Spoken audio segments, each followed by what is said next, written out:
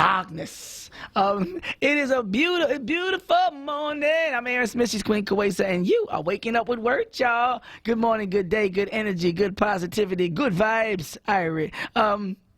Today on the show, it's going to be such an amazing show. Regina Smith of the Harlem Business Alliance joins Waking Up with Word to discuss black economics when it comes to the legislation of marijuana in the country. So we're going to have an interesting discussion. I heard it's like a dispensary around City Avenue or something. Y'all got to tell me what's going on. I'm hearing people getting cards and all this stuff. I said, I ain't know Philly was doing all this the way they doing it on this level. Gene Sterling is an Urban Institute Fellow and Richard B. Fisher Chair at the Urban Institute. He's also the author of Dead Men Ruling: How to Restore Fiscal Freedom and Rescue Our Future. And we're going to talk this money today. We're going to talk this money talk. Time to buy back the block. Buy back the block. And also on the program today is Omanivi H. Abogidi, the 56th National President of the Student National Medical Association for the 2019-2020 year. And she joins Wake Up with Word to talk the Medical Education Conference. She's going to talk about this conference that just wrapped up in Philadelphia over the weekend. And she will also talk about how SNMA, the Student National Medical Association, is committed to supporting current and future unrepresented medical students. Actor Jackie Long of Idlewild and ATL, and most recently Real Husbands of Hollywood, joins Wake Up with Word to talk about the new BET series, Games People Play. We've told y'all yesterday is coming on today. Okay, tonight, that's right, 10 p.m. on BET, the show you need to see. The series is set to air tonight at 10, and it stars Kareem Johnson, former basketball star who's tired of living on the sidelines and is willing to risk everything for the life he felt should be his. So we got interviews you could use, but right now it's time for some news you could use too. News you can use right now on Wake Up with Word. In some news you can use, footage provided to CNN shows a man identified as a suspect by Sri Lanka State TV SLRC walking around St. Sebastian's Church on Easter Sunday morning shortly before it was rocked by an explosion. The blast at the crowded service in Negombo was one of the series of coordinated attacks which targeted churches and luxury hotels within minutes of each other across the country. What you can see, the suspect can be seen carrying a large backpack as he makes his way across the courtyard towards where busy service is already underway. At one point, the alleged bomber can be seen briefly stopping to pat a child on the head before continuing on his way. Making his way through the throngs of people perched outside the service, he enters a side door of St. Sebastian's close to the altar. The next frame, according to police but not provided publicly, shows the suspect detonating his bomb. Sri Lanka police said they would not comment on the video until the conclusion of the investigation. Islamic extremists carried out Sunday's coordinated attacks in retaliation for a March attack on two mosques in New Zealand, said Ruan Wijewardena, the Sri Lanka State Defense Minister. Addressing Parliament today, Wijewardena and said that initial investigations showed, quote, the chain of bombings, end quote, was carried out by a, quote, radical Islam group, end quote, which he had named as National Tawheed Jamaat, NTJ, but no group has claimed responsibility yet. Did they say Christian extremist group with the New Zealand? I just want to make sure they're being even, you know. I thought it was one person. For in New Zealand? But like, did they call him like a Christian extremist or something? I just never hear that term. I don't remember them calling him a Christian extremist. I think they just called him, you know, like so a definitely terrorist. A religious hate. You know. He had a manifesto, 70 pages. It says about birthrights. But no, I just want people to be, you know, keep that same energy, because I don't know if I've ever really heard the term Christian extremist in terms of, or Christian radical group. They don't even call it KKK. Okay. In other news, another news. In some other news, and I'm not sure how many people caught wind of this, genealogical website Ancestry.com has apologized for a video advertisement depicting a white man in the 1800s telling a black woman they can, quote, escape to the north. Oh. The ad, which aired on television and was posted on YouTube, shows the characters dressed in clothing from the 1800s running through an alley when they stop to talk. The man holds a ring in his left fingers and tells a woman named Abigail that they can escape. She starts to reply, but he cuts her off, saying they can go across the border where there is a place they can be together. Will you leave with me? The man asks. I'm sorry, it's funny. Critics said the commercial evoked images of slavery in the United States in a time when black women were subjugated and raped by white slave owners. So a lot of people have been coming out. You know, somebody was like, you know, what the hell is this ancestry? Bishop Talbert Swan tweeted, why do white people insist on romanticizing my black female ancestors' experiences with white men during slavery? They were raped, abused, treated like animals, beaten, and murdered by white men. Stop with the revisions. As the video ends, a marriage certificate appears on the screen saying that the couple portrayed were wed in Canada in 1857. The ad, titled Inseparable, was published April 2nd on YouTube, but the video went viral on Twitter and was later removed from the video sharing platform. In a statement sent to the media, the company, also one of the largest DNA testing sites, said Ancestry is committed to telling important stories from history. This ad was intended to represent one of those stories. We very much appreciate the feedback we have received and apologize for any offense that the ad may have had, or may have caused, excuse me. CNN has reached out to Ancestry to seek more information about the ad, which directed users to Ancestry.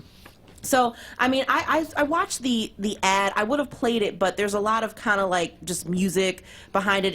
I don't think that it would have, you know, transitioned well playing it on the radio.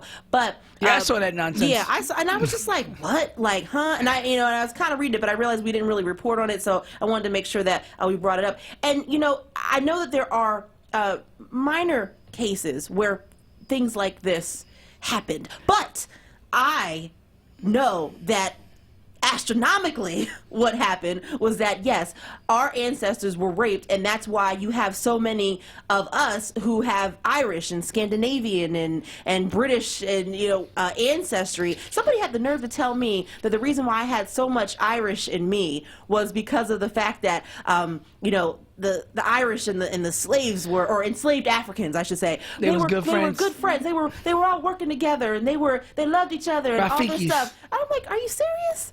Are you serious right now? Because if they were that close, then, you know, we would have had some family photos. People would have been smiling, like any of them. Any of them. Black people during that time, you don't see too much smiling in the family photos. When did that become a thing? That's a good, interesting research. Can you ever see the families like 1890 in the early 1900s? And they'd be like this. They'd be like, we gonna be free. We gonna stay free. Like then later on they're just like, good friends, like Sally Hemings and Thomas Jefferson. Or what's the other one? Pocahontas and Johns. We can keep going, man. Y'all some rape romanticizing so-called Me Too times up people. Oops. Has Me Too issued a statement about this? Because according to, you know, the new rules of popular opinions about consent, if I'm relegated to property, then I can't consent. So there is no situation where this could exist. If I need to escape, that means I'm part of that. Me too. Should I hold my breath? No, probably not. Oh, she's a black woman. I'm sorry. According to Black Enterprise, the Thurgood Marshall College Fund. Now you know why I'm always blacking out. People to be like, why you get so hyped? Because stuff like this be corny. You got a whole group and a whole movement that jumps on people even in the grave. You'll get people that are dead. You'll get people that are blind. Like, but you can't get the ad in your face? Okay. That's why I do. That's why I shoot. No, it's a sham. You're a big sham. And that's why I always say, you can go do that with, like, if you want to, but I always be like, leave black women out of that. Because the black women mad about this ad. And now it's no alliance. It's no cross. I guarantee if I listen to other media outlets today, if I Google it, I'm not going to find one mainstream white outlet saying, even the fact that we were offended. Not even that they get it and they're offended, they probably won't even be reporting that a large situation is brewing in the black community. Because we're allies. Y'all run with that if y'all want, man. I was done with it. Y'all heard me, like, I think the first week I got on, it was the Bill Cosby verdict. And I was like, I don't know if this is going to be consistent. I don't think they're going to do this to everybody. This looks like it's going to happen to black people. I was saying all of that. Even the day of the verdict. I was like, I don't know. This don't seem like... But now, here we are again, alone with our rights and grievances. They issue statements talking about, I'm sorry you felt that way. Nothing's more offensive than somebody saying, I'm sorry you felt that way, as opposed to saying sorry. And that's what I heard from that, whoever we offended. No, it's wrong. It's not historically accurate for somebody who's relegated to property, who cannot even be deemed a human being, to be able to give consent according to the rubric you established with all these people you trying to lock up and careers you trying to destroy. So why now is it somebody could take a Benadryl but can't consent? Somebody could take a Benadryl and they can't consent. But somebody could be a slave.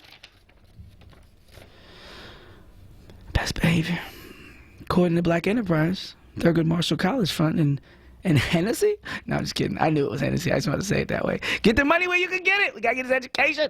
It ain't like Grandpa had that little bar downstairs. You was trying, okay. Have partnered to announce a $10 million HBCU scholarship initiative. Malcolm said, by any means necessary, by Hennessy necessary. Whoever cutting that check, go to school, go to school. It ain't like they ain't drinking when they get on campus. The Hennessy Fellows, that was too real. That was too honest. Let me act like I don't know what happens in college. The Hennessy Fellows program is designed to encourage and support the next generation of black excellence through mentoring, financial assistance, networking, and opportunity creation.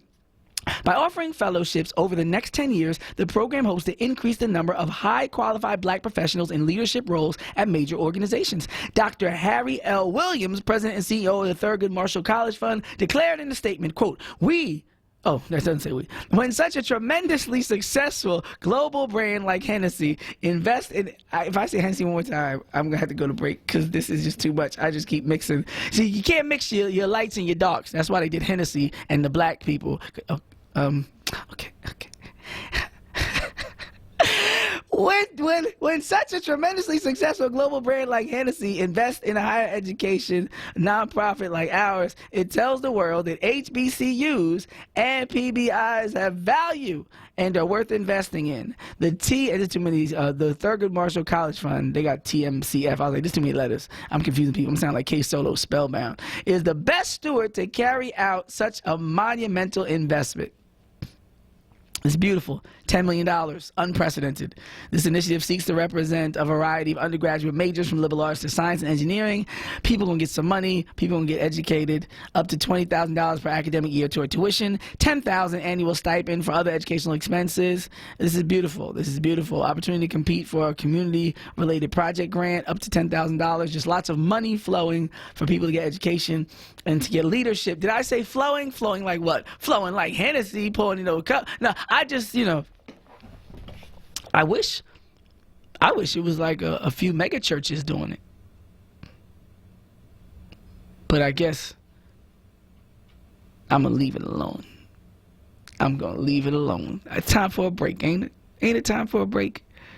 Because he was saying that Hennessy doing more than the church. So you telling me the wine ain't doing as much at... Okay. Wait, though, before we go, though, just so that people know, Hennessy Fellows are going to accept the applications through May 5th. Oh, and, yes. Yeah, so, I'm sorry. And also the GPA that you have to have is a 3.25. So that's, I was able to keep, a 3. I'm actually kind of sad. I keep saying I had a 3.49. I was like literally so close to that 3.5. So upset. Anyway, and what's that? That's like a different distinction, right? Yeah, it's a different distinction. So it's like summa cum and then cum laude or whatever. Oh. So yeah. I graduated Lord. Because my parents had waited so long that they was like, oh, Lord, thank you, Jesus. I graduated sometime, oh, Lordy. That was clever. I like that. Oh, man. But yeah, so just look up, Google Hennessy Fellows. I'm sure there are plenty of students who are within that GPA range. If I was able to, be involved in so many extracurriculars at school and keep, pretty decent GPA, I know there's several who can, make that requirement as well. So did you just say Goodwill? Did I say Goodwill? What did I say? I thought you said Goodwill Hennessy Fellows.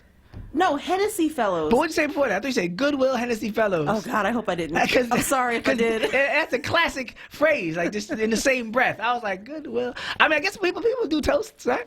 And I'm going to chew on some water during this break. Goodwill towards men. And I'm not going to endorse. I mean, it's just what you want to do. Hennessy got the check. Hennessy cut the check, man. I know it's 7 o'clock in the morning, and I'm sitting here saying the word Hennessy 15 times, but HBCUs need money, and Hennessy cut the check. Right? Now, if the churches had done it, or if the mosque had done it, I'd be like, hallelujah. Wa alaikum assalam. We got some money going to the black people. Oh, man. Okay. Who's next? Kool-Aid? I'm Aaron Smith, the rap professor. She Queen Kuwaisa, super producer. Maybe hot sauce, hot Cheetos, man. Let's get hot Cheeto scholarship. We need some hot. What's it? Chester Cheeto fellows. Chester Cheeto. I don't care who cut the check. Now shout out to anybody who owes some student loans. Now you know if you got a check from Hennessy, you would not have sent it back. You would have been like, bottoms up. Flip this check and sign it. I'm Aaron Smith. She's Queen Kuwaisa. You're waking up with word, y'all. Wake up with Word with Dr. Aaron Smith. We'll be right back. Freedom's Journal, The Art of Jerry Pinkney, is now on view at the Woodmere Art Museum. Master watercolorist and renowned illustrator, celebrated worldwide and featuring over 100 artist illustrations, Pinkney's works presents spirited watercolors and powerful depictions focusing on the civil rights struggle and the pursuit of freedom, including Charles Blockson's groundbreaking escape from slavery, the Underground Railroad. You don't want to miss this. Freedom's Journal, The Art of Jerry Pinkney, now through May 12th. See it today. Visit woodmereartmuseum.org. We filmed Pennsylvania adoptive families and asked them why more people need to become foster or adoptive parents. As a society, we have a responsibility to make sure every kid gets from being a kid to being a responsible adult. I would encourage anybody to do it. You get so much more out of it than you expect. Visit adoptpakids.org to watch the video, meet the kids, and learn how you can become a foster or adoptive parent. Paid for with Pennsylvania taxpayer dollars. WordRadio.com. This is Cody Anderson. Palace Travel provided me with one of the most memorable trips I've taken to Ghana, West Africa. Palace Travel specializes in tours to Africa, including Ghana, Senegal, and South Africa. Throughout the year, Palace Travel has scheduled trips to Africa, including the next Panafest celebration in Ghana, July 2019. The trip of a lifetime, the historic return of the African diaspora after 400 years in the Americas, August 5th to 14th. Africa's improvement on Coachella, the annual Afrochella Festival in Ghana, December 27th to January 3rd. Ring in the new year in Ghana. Call Palace Travel to reserve your place on one of their scheduled Africa trips with convenient payment plans. Call Palace Travel today at 215-471-8555 or visit their website at palacetravel.com. Now, a traffic update on Word Radio. Delays on the Schuylkill Expressway, and this report is sponsored by eBay. The Schuylkill eastbound barely budging, the Blue to the Conshohocken Curve. Eastbound again, the Boulevard to the Vine Expressway. Westbound, the Boulevard to Belmont.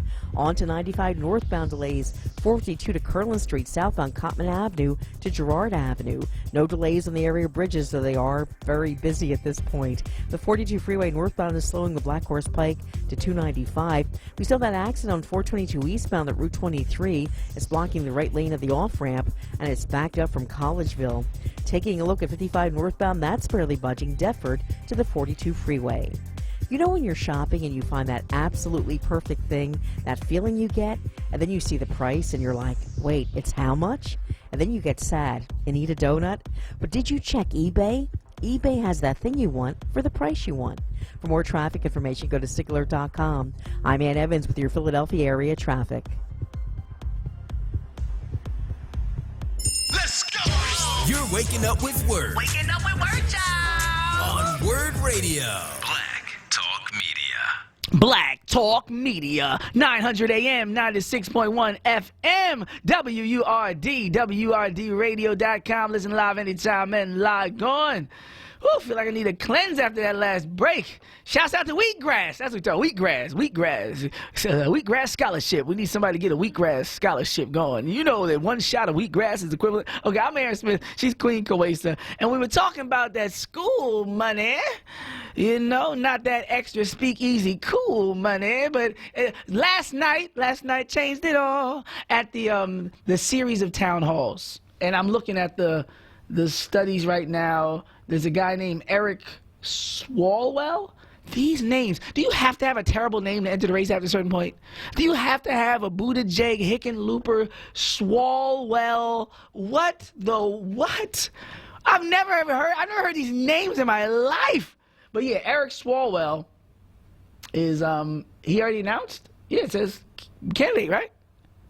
Oh, so if you don't know, we're adding more people. So where are we gonna do this? Like, you know how they had a stage set up with the Republicans? Remember, it was like 16 of them, whatever. He was like, low energy Jeb. He ran. Look at Fiore's face. Look at that face, right? Like, what?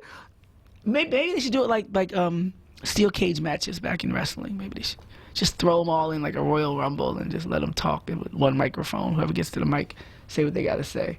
But yes, in school news, in some pretty cool news. Yeah, some pretty cool news. You know, before I even get into it, can't there be like a limitation? Like, you know, after you reach 10 After people, 12 o'clock, you like- want to pay double. You can't get in here now. I don't know. It's just I You're don't not know. on the guest list. You know that, because that's like VIP. You know, the president. Now that point, like very. No, come on now. Oh, that's a lot of people. After a certain time, they won't even let you in. You know, at a club, they shut down. Like, they be like, we're not letting people in. It's Like, 11 o'clock. No. yeah, like, it's 2020 elections, bro. Like, we well enough into 2019 that if you're not Joe Biden,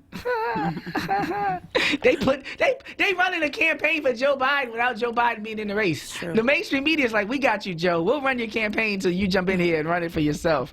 Like, I'm so glad the mainstream media is not parents. You know, people say, who's your favorite? And parents be like, I don't have a favorite, even though they do. They be like, I don't have a favorite. Like, the mainstream media, they have no, people say I got no picks, or they got no problem letting you know we got picks. They will box you out. I always say Ross Perot, he was on the stage, and they just moved the camera, and they just cut him out the frame. And he was standing there on the stage like, bruh, I'm here, bruh.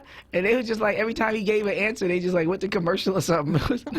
I'm doing too much. But yes, cool news. School news. So school news. Someone who has been running, and this is her, I think, second time out the gate, Senator Elizabeth Warren on Monday proposed eliminating the student loan debts of tens of millions of Americans and making all public colleges tuition free, staking out an ambitious stance on one of the central policy debates of the 2020 Democratic primary. Student debt and college affordability have become a key dividing line in the Democratic race between more progressive candidates who favor sweeping new tuition and student loan benefits and others who support more incremental adjustments to the way Americans pay for education. Warren's new plan would forgive $50,000 in student loans. Yes, please. $50,000 in student loans for Americans and households earning less than $100,000 a year. That's me. According to analysis provided by her campaign, that would provide immediate relief to more than 95%. What? 95% of the 45 million Americans with student debt. Wow. The Massachusetts Democrat and 2020 contender is also calling for a drastic increase in federal spending on higher education that would make tuition and fees free for all students at 2- and 4-year public colleges and expand grants for lower income and minority students to cover costs like housing, food, books, and childcare. The campaign estimates that the plan would cost $1.25 trillion over 10 years. In an interview with CNN, Warren, a co-sponsor of, why are they putting Bernie Sanders in here? But anyway, she was a co-sponsor of Bernie Sanders' 2017 legislation that would make 4-year public colleges tuition free for some students, said her new plan is bigger and goes further than Sanders, who is also vying for the Democratic nomination. She says it covers more and it addresses both the access question of going to college and the problem of the debt burden for our students, Elizabeth Warren had said, and she is running for president in 2020. So, you know what? To me, this is a game changer, and I was saying it off the air, but I mean, I do personally feel, and I don't know, whether or not I would, cast my vote for her or anything at this point, but I am going to say that at least with Elizabeth Warren, she's been consistent. She's been consistent, through, and maybe I don't have all the facts and the information, but I feel like, she's been pretty consistent when it comes to, rights for women, rights for minorities, rights for African American. Like, so she's been kind of on the ball since she's been in her position. So whoever wins needs to steal her idea if it ain't her. Right. If she don't win, somebody with that idea needs to win.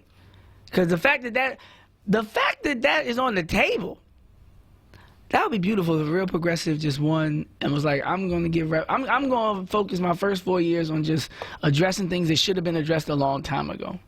That would be amazing. Like, let's get the water supply right in Flint. Let's stop trying to dig through like the Dakota pipeline situations and all these sacred spaces for the indigenous people. Let's just leave people alone. Let's finally give people what they deserve. That would be something now. I'm an optimist now. So I believe oh no, I can't sing that. 215-634-8065. 215-6. I believe. I say that. I believe in the power of love. Okay, I believe. I can sing that song. Got to be careful with your musical optimism nowadays. 215-634-8065. I don't want no problem. Don't mute me. Don't mute me. 1-866-361-0900. Ron from North Philly on the line at this time. Yeah, good morning, Professor. I just want to say to you before I make my comment about Huey Long out of Tennessee. I think it was Tennessee he was out of, and I didn't hear Bernie Sanders. But last week when that gentleman called in, and he said to you that he's going to take 2 memberships out, his wife and himself, in your name. Your whole breathing changed, sir. And that's what Ryan keeps saying about making you cry. That was very touching for him to say that. And this is what, that with all your knowledge you have, that's the gift. That's one gift that I certainly hope you receive to continue that. Because when people care for you like that, sir, it even makes your breathing entirely different. But last night, when I saw that thing on CNN, and I seen these people, to me, it's the same rhetoric. I don't hear nobody talking like Huey Long. I don't hear nobody talking like when they did the Marshall Plan, building Germany and Japan up. What do the Democratic have to offer except the same rhetoric that they have been repeating for years and years about our Social Security, which is very important. And what I'm saying, I believe the way it looks now, Donald Trump with his nonsense will win again. Because when I see all the people getting in, and people have a right to run. But do you know anything about Huey Long? I think he was out of Louisiana. And he was talking the same thing Dr. King was talking about back there in the 30s, spreading the wealth. And, something happened to him. And I don't hear nobody talking about spreading the wealth. And you spread the wealth through student loans. You spread the wealth through building, having the economy where people can make money. The Marshall Plan is the only thing, Democratic Party, that Ryan sees right now that can generate money where people can make a decent living and put money back into our economy. So it's going to be the same old thing with Bernie Sanders. They don't even look like politicians. They look like Hollywood stars the way their parents look to me. And so I just hope that we got a lot of work to do in this country. This is why we cannot afford to maybe just get up and become frustrated. I know, but we have to begin to demand something out of our party. I don't even know who the chairperson is of the Democratic Party now. I don't know the chairperson. And they talking about Joe Biden and them, and I say to myself, they don't have the energy. Only thing that the way I see it, and I don't mean to put you down, Mr. Biden, it's the same thing, you and Bernie Sanders. Bernie Sanders have become that what he fought against. He had become that exactly what he fought against. This guy here, he had become a very wealthy man. And so what he does, he gives you those things. He says to the people, once again, he's going to do this and that. We need somebody to rise up with a new vision, with a new vision for this country. Because if not, then the Bonham and Bailey words will come true. Because the people will become that thing what Bonham and Bailey said. There's a what's-your-name born every second. But then again, he said there's a wise man born every hour. We must be. Only thing we have to go on is what they promised to do for us. So I just hope people pay attention to what these people are saying. These people are in class today, and that's all right too. But they really not for the people. They know that a lot of the people, and I'm not trying to insult anybody in the audience. They know a lot of people really are not informed, sir, of our political government and how we have to make our government accountable. So I just wanted to say that. My cup running over, and I was at a place with the seniors the other day, and a man said this on Al Sharpton show yesterday, and I found it to be kind of, I didn't like. He said that the older people are not sophisticated. That's what he said. A lot of the older people are not sophisticated. You understand? And I say to that man, that's not true, sir. They're wise people. They're intelligent people. They know right from wrong, and that says it right there. So thank you, Mr. Aaron, for letting me shoot off my mouth this morning. My cup running over. Thank you, sir. Nah, no problem at all, Brother Ron. For those who don't know, Huey Long Jr., his nickname was the Kingfish, American politician who served as 40th governor of Louisiana from 1928 to 1932, member of the United States Senate from 1932 until his assassination in 1935. But what Brother Ron was referring to in large measure was the every man a king ideology and phrasing from Huey Long's speech about sharing the wealth. The man and the mission and his legacy. I'm reading from HueyLong.com. In a national radio speech on February 23, 1934, Huey Long unveiled his Share Our Wealth plan, a program designed to provide a decent standard of living to all Americans by spreading the nation's wealth among the people.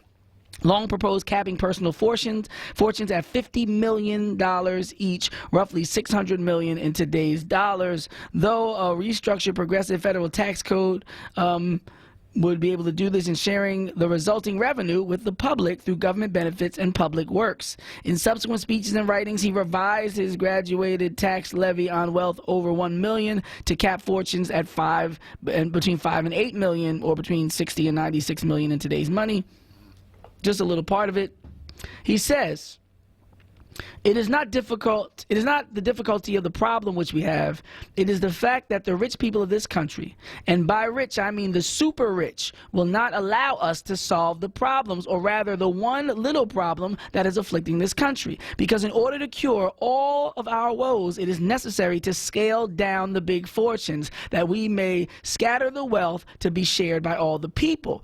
We have a marvelous love for this government of ours. In fact, it is almost a religion, and it is well it should be, because we have a splendid form of government and we have a splendid set of laws. Later he says, now what did we mean by all men created equal? Did they mean, my friends, to say that all men are created equal, and that meant any one man was born to inherit $10 billion and any other child would be born to inherit nothing? Did that mean, my friends, that someone would come into this world without having had an opportunity, of course, to have hit one lick of work, should be born with one more than any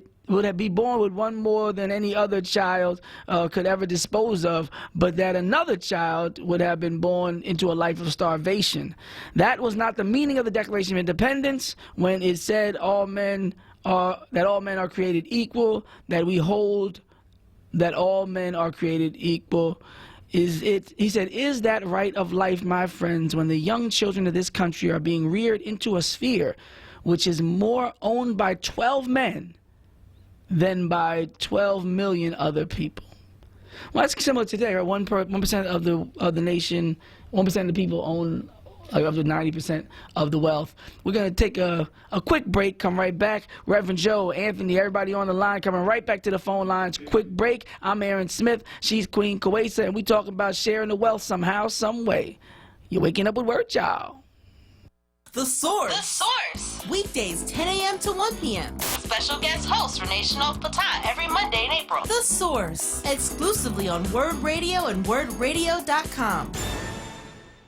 Teresa Brunson, number 30 on the ballot for municipal court, is an outstanding attorney. As you know, most of the people going to court today belong to us. They are our children. Teresa has helped me pro bono. We need Teresa Brunson, number 30 for municipal court. She's good for families, small claims, stands for justice, the only African American for this seat. I'm Madeline Dunn, and I endorse Teresa Brunson for municipal court. Lever number 30. I'm Teresa Brunson, and I approve this message. The Kimmel Center presents the Diva Jazz Orchestra, one night only, Saturday, April 27th. This 15-piece all-female jazz orchestra exudes the excitement and force found in the tradition of the historic big bands, but with an eye towards today's progressive sound and originality. Diva performs all over the world, playing contemporary mainstream big band jazz composed and arranged to each artist's style. Don't miss Diva Jazz Orchestra, April 27th only. For tickets and additional information, visit kimmelcenter.org. Be heard.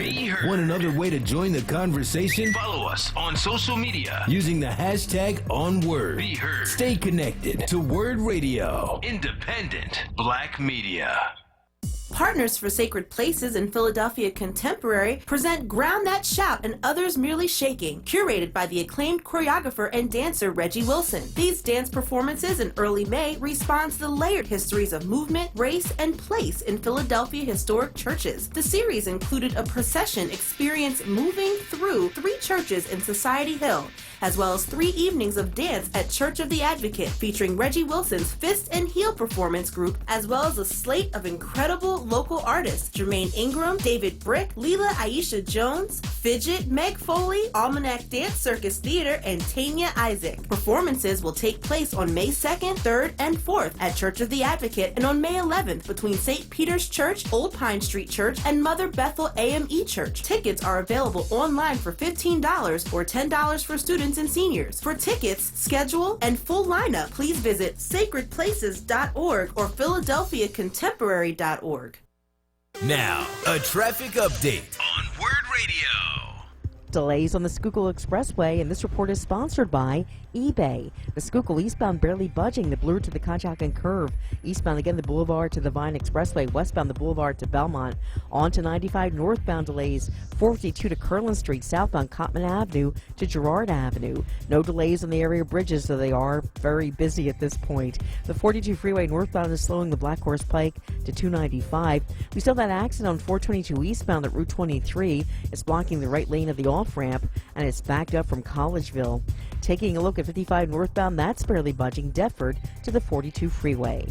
You know when you're shopping and you find that absolutely perfect thing, that feeling you get, and then you see the price and you're like, wait, it's how much? And then you get sad and eat a donut. But did you check eBay? eBay has that thing you want for the price you want. For more traffic information, go to SigAlert.com. I'm Ann Evans with your Philadelphia area traffic.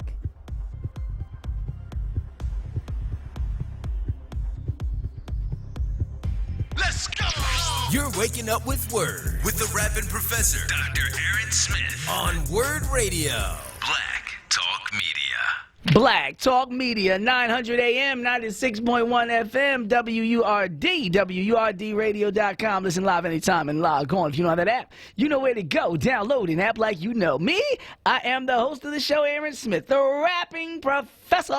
She is the queen, Kawesa, super producer. Put some respect on her name. Jack. Ain't got no money, Jack. No, we're talking about spreading the wealth. You can go to the phone lines, let you talk for yourself. Reverend Joe Williams from Mount Airy, thank you for waking up with Word. Good morning, Dr. Smith, and to the Queen. Last night I was honored to see the screening of the motion picture, Amazing Grace. It was the actual recording session done by Aretha Franklin and James Cleveland back in 1972. The largest selling gospel album ever was Amazing Grace. But only thing I can say, Doc, if you get a chance to see it, it was amazing. And please take a handkerchief with you and some soft shoes. Unbelievable picture. Last but not least, Dr. King said, let's get the wording straight. A white fella came to our service on last Sunday, and he said he had been in the building years ago, way before we even ever got there, and just wanted to see what it looked like now. And he had just got out the service last year. It was a major in the Army. I said, well, you know, when I was in the Marine Corps, I said, the highest ranking black officer I ever saw in the Marine Corps was a captain. He said, well, I don't believe in black and white. You don't have to say, just say a veteran. You don't say black and white. I said, well, no, I got to say what the black Marines did and the black soldiers did in the history, because the history books won't tell it, right? I said, Dory Miller, doing Pearl Harbor, he shot down 7 planes. He wasn't even trained on the gun. He shot down planes. He was a cook. And in the books, they said they don't even know how many planes shut down. So I'm trying to get the story straight. So, well, I don't believe in that. I said, I don't believe these white folks. he was telling me to my face, just say black and white. Don't say black history. So if we don't say it and get the story right, it'll never be told right. And I think that's the more reason why I appreciate what you're doing, getting the wording right and telling the truth of what happened. Because they ain't going to do it, clear. That's all, let's do it. Oh, no. Last but not least, the black soldiers liberated the Jews out of the concentration camps. They were the first ones to get there. And then nobody never brings that up. Even Jewish people don't bring that up. So I got to do what I'm doing and keep doing what you're doing. Give up, but don't give up. No, I hear you. Appreciate you. Reverend Joe Williams, Mount Airy. Also, Anthony from Delaware, thank you for waking up with Word. Yeah, good morning. I've been following Elizabeth Warren since Obama days, but she has a very rich platform. It's very detailed, and the student loan, and she was the first one last week to come out on impeachment. Now, that stands her apart from the rest of the crowd, even Congress. She's calling for impeachment, and I don't sleep on her. And when they get on that stage, she's coming with policy. She's coming with ideas. And I am excited about her. And whoever's listening, just maybe Google her or maybe get some YouTube videos of her. She is, I'm feeling very positive about her. But they're going to start attacking her, especially when you're coming with the truth. So I like Elizabeth Warren, and right now she stands alone for me. Have a good day. Thank you, and I appreciate your perspective. Brother Joe from Germantown, thank you for waking up with Word. Hey, Rapping Professor. How you doing, my brother? Doing well. Queen Quasis, they say all praise be to Allah. Yeah, Professor, keeping did a good job holding some big shoes down yesterday, man. Oh, yes. No, I appreciate the good brother Keaton. Last minute, too. Like, he really just stepped up, and, you know, that's what the Word family's all about. I really appreciate that. Indeed. Yeah, that's working up early, you know. It ain't just, you know, stopping by in the afternoon. You know, you got to change what time you go to bed in order to, you get it. I know what you mean, Professor. I know what you mean, good brother. Yeah, I just want to deal with the wealth thing, too. But let me say this first. You know, Reverend Joe, he gave me like the headway to what I was going to talk about. When he was talking to the Caucasian fella who was a Marine, he was saying, don't say black, just say black or white or whatever like that. You know, see, white folks, some Caucasian people, Reverend Professor, they just got that mindset. Like, for example, on conservative radio, they upset with me over there because I called up and some of the Kate Smith thing. I said, all right, I said, she y'all people. I said, she's y'all sheriff. I said, same with Thomas Jefferson. See, white folks had this thing because they love these white folks like the Kate Smiths of the world, the Thomas Jeffersons. Even though these people was vile and racist people, because they like them and they some founding fathers, they get upset when black people don't go along with the apple cart. And I said, I'm not supposed. Thomas Jefferson was a racist slave owner, Washington pedophiles. I said, black people did commit those kind of acts.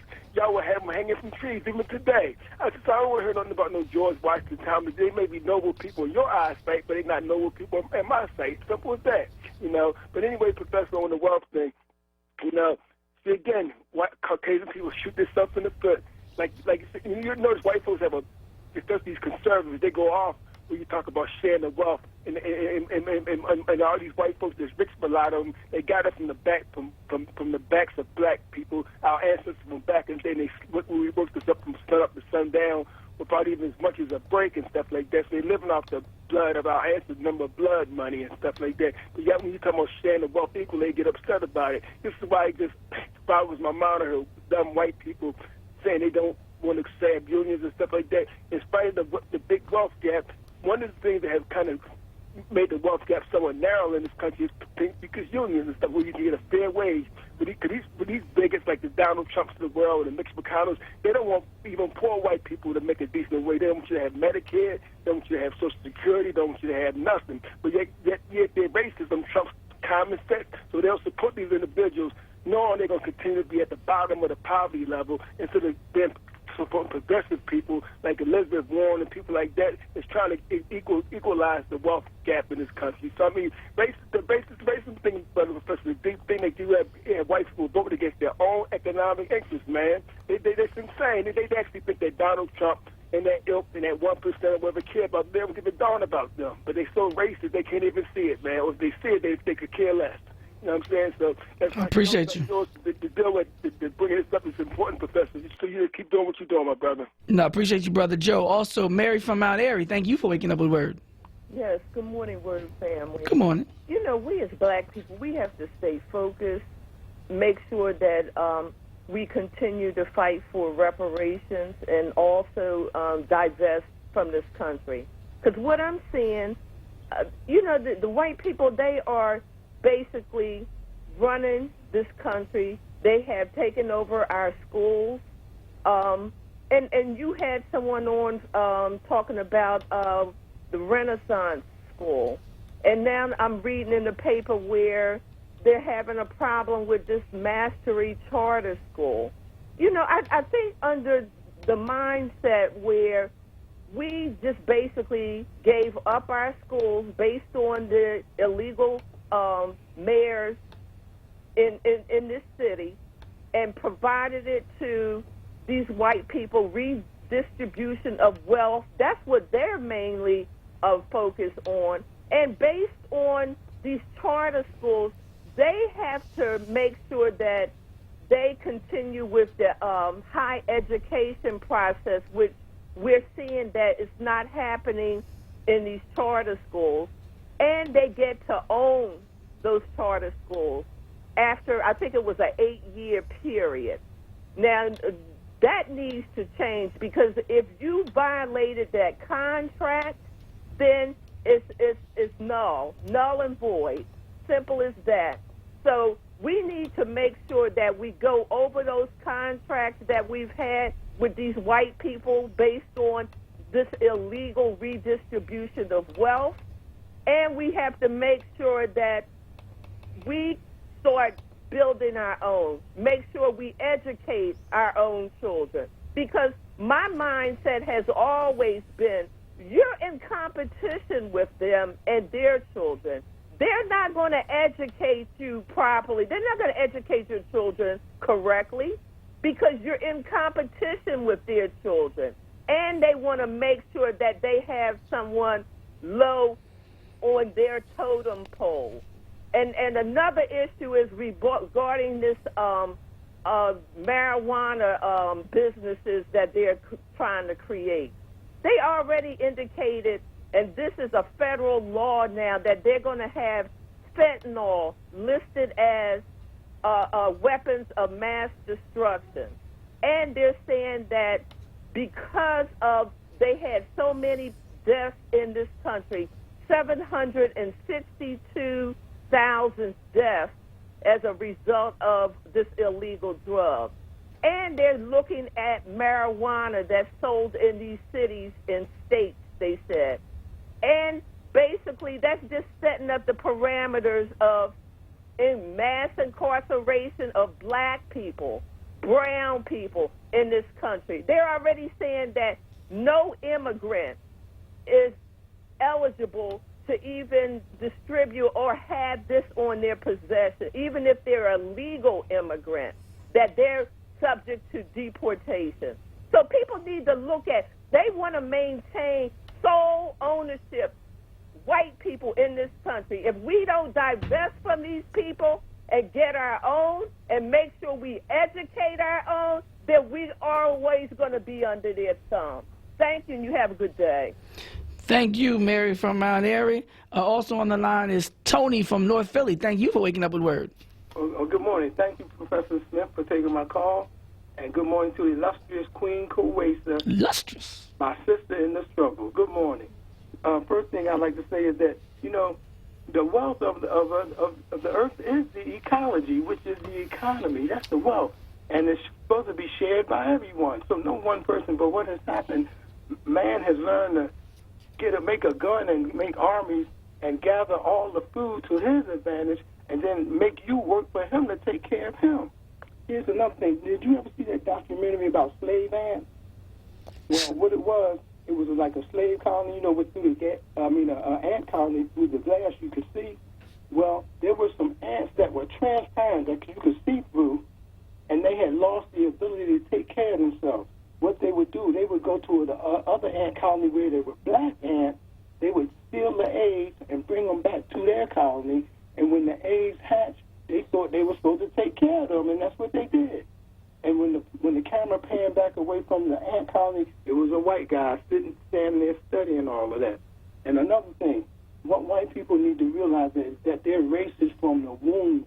It's like when you're born of two parents of alcoholism, you have a high propensity to be an alcoholic when you're born. And it's the same thing with racism.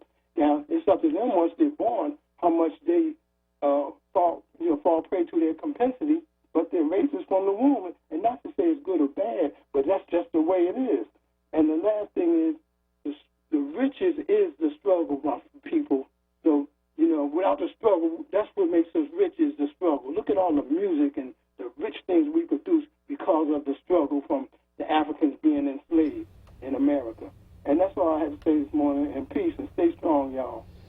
Thank you, Brother Tony, and all the callers. We're going to take a quick break, come back, and we got some interviews just for you. Starting off, Regina Smith, Harlem Business Alliance, and we're going to talk black economics, and we're going to keep this conversation going about the wealth and empowering ourselves. I'm Aaron Smith, she's Queen Kawesa, and you are waking up with Word, y'all. Brothers and sisters! Don't miss The Source. Weekdays, 10 a.m. to 1 p.m. on Word Radio. WordRadio.com and the Word Radio app. Did you know that cigarette smoke isn't the only smoke that leads to cancer? Whether it's from a hookah, cigar, cigarillo, or cigarette, where there's smoke, there's danger. To learn more and for help quitting today, visit smokefreephilly.org/danger. We filmed 15 Pennsylvania kids who were all waiting to be adopted and asked what having a family and permanent home would mean to them. I want a family just to accept me for who I am, to be there just to support me whenever I'm needing it. To be matched with a family would be amazing. I won't be in a system all the time. Visit adoptpakids.org to watch the video, meet the kids, and learn how you can become a foster or adoptive parent. Paid for with Pennsylvania taxpayer dollars. 1 in every 4 of us can't make ends meet. We can keep pre-K for our children and still get rid of that ridiculous soda tax. Drug injection sites are not safe, and someone gets killed almost every day in Philadelphia. From poverty to potholes, we can do better. I am Anthony Hardy Williams, and I have been listening to you. We can move Philadelphia forward together. Vote Anthony Hardy Williams for mayor. Paid for by Williams for mayor. Hey, it's Aaron Smith, and I want to talk to you about your kids and the schools they attend every day. Is something wrong? Are the programs and classes letting both of you down? Does your child struggle with reading and basic math? Is the inflexible schedule of your elementary, middle, or high school turning your world upside down? Is your child being bullied or intimidated on a daily basis at school? If some of these questions apply to you, maybe it's time to contact Commonwealth Charter Academy. CCA is a public cyber charter school exclusively serving students in Pennsylvania, grades K through 12 at no cost to families. CCA provides internet service reimbursement and a laptop, all at no cost to families. Visit ccaeducate.me or call toll-free 844-590-2864. You can register for an information session online or in person. Visit ccaeducate.me today for details. That's ccaeducate.me. Drive in with the Rappin' Professor, Dr. Aaron Smith. Drive home with Charles Ellison. This is Word Radio, 96.1 FM and 900 AM WURD. Philadelphia, independent black media. Word Radio News Update with Vincent Thompson. Good morning. Here's the latest from the Word Radio Newsroom, 96.1 FM and 900 AM. Philadelphia police say father and son were shot after walking their Philadelphia home while a burglary was in progress. The family of 4 had returned to the home on the 5200 block of Marlowe Street in Frankfort around 9:45 p.m. last night after going out shopping. Once inside, police said they encountered at least 2 males who the family did not know. Philadelphia police believe the male suspects fired at least 10 times. Both victims were taken to Temple University Hospital. The 33-year-old father was hit in his arms and torso, is listed in critical condition. The 12-year-old son was grazed in the chest. He is in stable condition. Police said the father, who has a permit, was carrying a gun. They are not sure if he fired any shots. Police are looking for a gold minivan that left the scene. Crime and violence and other issues were discussed by the 3 Philadelphia Democratic mayoral candidates. Philadelphia Mayor Jim Kenney, Pennsylvania State Senator Anthony Hardy Williams, and former City Controller Alan Bukovitz during a candidates forum last night sponsored by the Philadelphia Association of Black Journalists and broadcast live here on Word Radio. Kenney called the issue of gun violence in Philadelphia not just a police problem, but a community problem. He defended his administration's record on safety. Williams says he will declare a state of emergency on gun violence in Philadelphia if elected, similar to what Kenney has done for the opioid epidemic. Bukovitz also says he will have an aggressive strategy to reduce gun violence if elected mayor. If you did not get the chance to hear or see the candidates forum last night, watch a replay of Word Radio's live stream of the event right now on Word Radio's Facebook page. Election Day is May 21st. Trenton, New Jersey Mayor Reed Gusacoria has announced his pick to be the city's next police director. If confirmed, Sheila Coley would become the first African-American woman to lead the Trenton Police Department. She was also the first African-American woman to direct the Newark and East Orange, New Jersey Police Departments. Coley says her first task will be to do a full assessment of the department and meet with community leaders. She assumes the role of acting director immediately. Trenton City Council has 90 days to confirm or reject the nomination. Checking sports, the Phillies lost to the New York Mets last night in a game that featured Phil's outfielder Bryce Harper being ejected from the game. Harper was not happy with the balls and strike calls by home plate umpire Mark Carlson. Harper was in the dugout when he was tossed. Phil's manager Gabe Kapler quickly came out to argue. Then Harper followed in a much bigger hurry, bolting from the bench, wildly pointing and yelling while confronting the umpire after being ejected.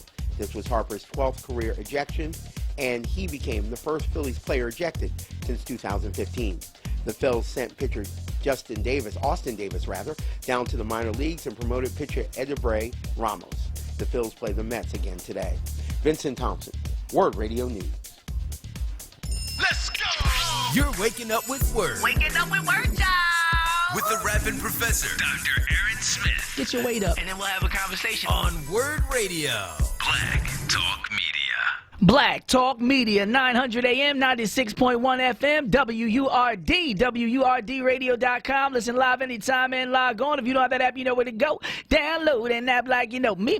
I am the host of the show, Aaron Smith, the rapping professor, Queen Kawesa, super producer. Put some respect on her name. And you are waking up with Word, y'all. On the line at this time, Regina Smith of the Harlem Business Alliance joins Waking Up with Word to discuss black economics when it comes to the legalization of marijuana in this country. Welcome to the program. Thank you for waking up with Word, Regina Smith. Good morning. Good morning, and tell us a little bit about what goes on at the Harlem Business Alliance, and then we'll get into the conversation about the legalization of marijuana and the economic impacts.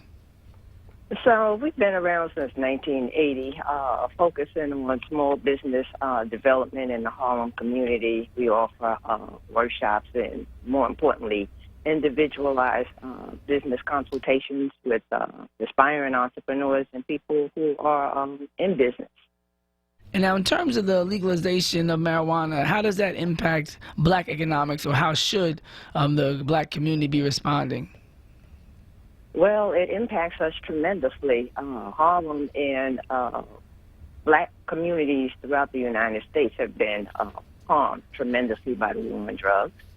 And in New York, also by the Rockefeller laws. And so we were disproportionately targeted by overly targeted and over-criminalized when it came to marijuana sales. Our black men, in particular, were arrested, incarcerated, and still are. We had some technical difficulties. Probably get Regina right back on the line. No worries. And she was talking about how the black community has been impacted by mass incarceration as a result of nonviolent drug offenses. Regina Smith is the Harlem Business Alliance member who joins Wake Up with Word to discuss black economics. And we're talking about that in contrast, or in relation to the legalization of marijuana and the economic impacts, but also obviously the residual effects of incarceration that resulted from marijuana possession and involvement, with the drug trade or drug use prior to the legalization of marijuana, which disproportionately affected African Americans. We're talking about Harlem and New York City, where the whole idea of the Rockefeller laws, first came about, where it was, mimicked to a lesser degree throughout the nation and other areas. But the disparities between the sentencing for crack cocaine and powder cocaine was something that New York, really was on the map for in terms of disproportionate and seemingly racially charged sentences, because the disproportionate number of people involved with the distribution of crack cocaine were black, and the disproportionate number of people who were caught with powder cocaine were white, and the lesser sentence went to the white people in possession of powder cocaine. So at this time, we're going to bring Regina back on the line. Just had a little technical difficulty. And continue on. You were talking about mass incarceration and the relationship to marijuana.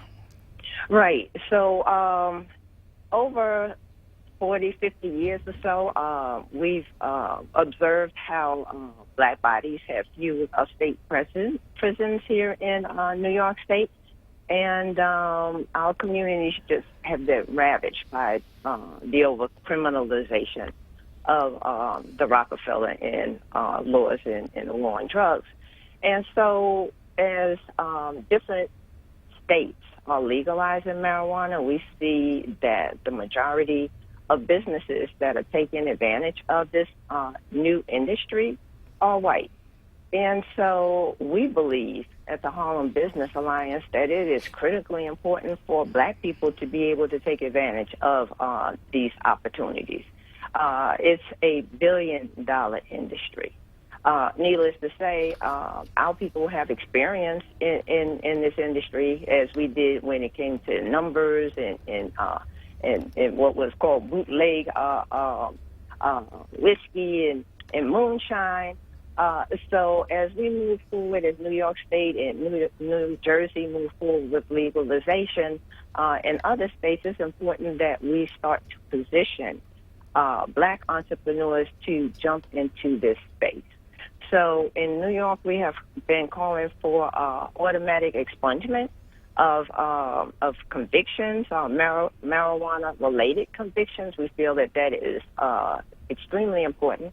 And we also believe that individuals who have been convicted should be able to participate in this industry, not just as workers, but also as business creatives. So we also feel that it's critically important that we have incubators, community-based organizations that have been doing this work should be funded on day one. When legalization occurs, the state should allocate funds to support the work of these equity incubators, and also to provide startup funds and not loans, grants. I mean, we have been criminalized, we have suffered, we have been targeted disproportionately, and there have been some discussions here in New York State and New York City where they're talking about $10 million. That's absolutely no money for the amount of harm that has been done to our communities. So that this is critically important, and that's why we jumped into this space, because we were looking at the legislation as it's been written, and we have to pay critical attention and be hyper-focused about how the legislation and the funding needs to benefit black communities, not minorities, not women, but black people first and foremost. Now, I didn't know you were also a preacher, because that's a good word right there. No, I'm just kidding. No, I appreciate you saying that, though. Not minorities and all these other vague terms. You're talking about black people. That's right. Yes, we can't get lost in diversity and inclusion and all the rest of that, because clearly other communities are doing better based upon our civil rights struggle, what we have done, the harm that we have suffered. They benefit more from our struggle than we do. So we don't have the time or the luxury to be involved in everyone else's struggle to the detriment of our own. So we have to be hyper and laser focused on our issue, on our people, and getting justice, economic justice. We're talking about economic equity. They like to use the term social equity. I think economic equity is more important. If we take care of ourselves economically, then we can address our social needs. The fact that we aren't, our children aren't being educated, that we're suffering from health problems. The disparities are horrendous within the black community. So we feel that growing a sizable number of businesses that are owned by black people will in turn result in the employment of a lot of black people. And we have also seen that if you look at corporations, white corporations, if you look at Asian corporations, Hispanic corporations, and businesses, tech, companies in the tech industry, the percentage of black people who are hired to work at these companies are so small that we absolutely must create, grow black-owned businesses because we hire our people. Now, are you getting support from the political community? Are there some people in particular that seem to be, more responsive to some of the demands and the desires of the Business Alliance? Well, I would say yes. I mean, yes, but they're reluctant. Okay, I don't. Yeah, they're reluctant. And what I'm seeing is that our representatives don't feel comfortable just speaking directly to black issues. And I think that we've been conditioned over the years not to feel comfortable with it. And so that's why they talk in terms of people of color and minorities and diversity and inclusion. And when I say I'm being real specific, I'm talking about black people, and I want you to focus on black people. It's a stretch for them. So we have to pull them, towards this position. And so that's what we're working on, getting them to understand and realize that if we allow legislation to include MWBEs, that's a big term, minority women business enterprises, that means everyone but white men. And so at least here in New York, I don't know what the situation is in your city, but in New York City and New York State, out of those MWBEs, white women receive the largest portion of that pie, followed by Asian businesses, followed by Hispanic businesses, and black businesses are all the way at the bottom. All the way at the bottom. So we can't use that language, MWBEs.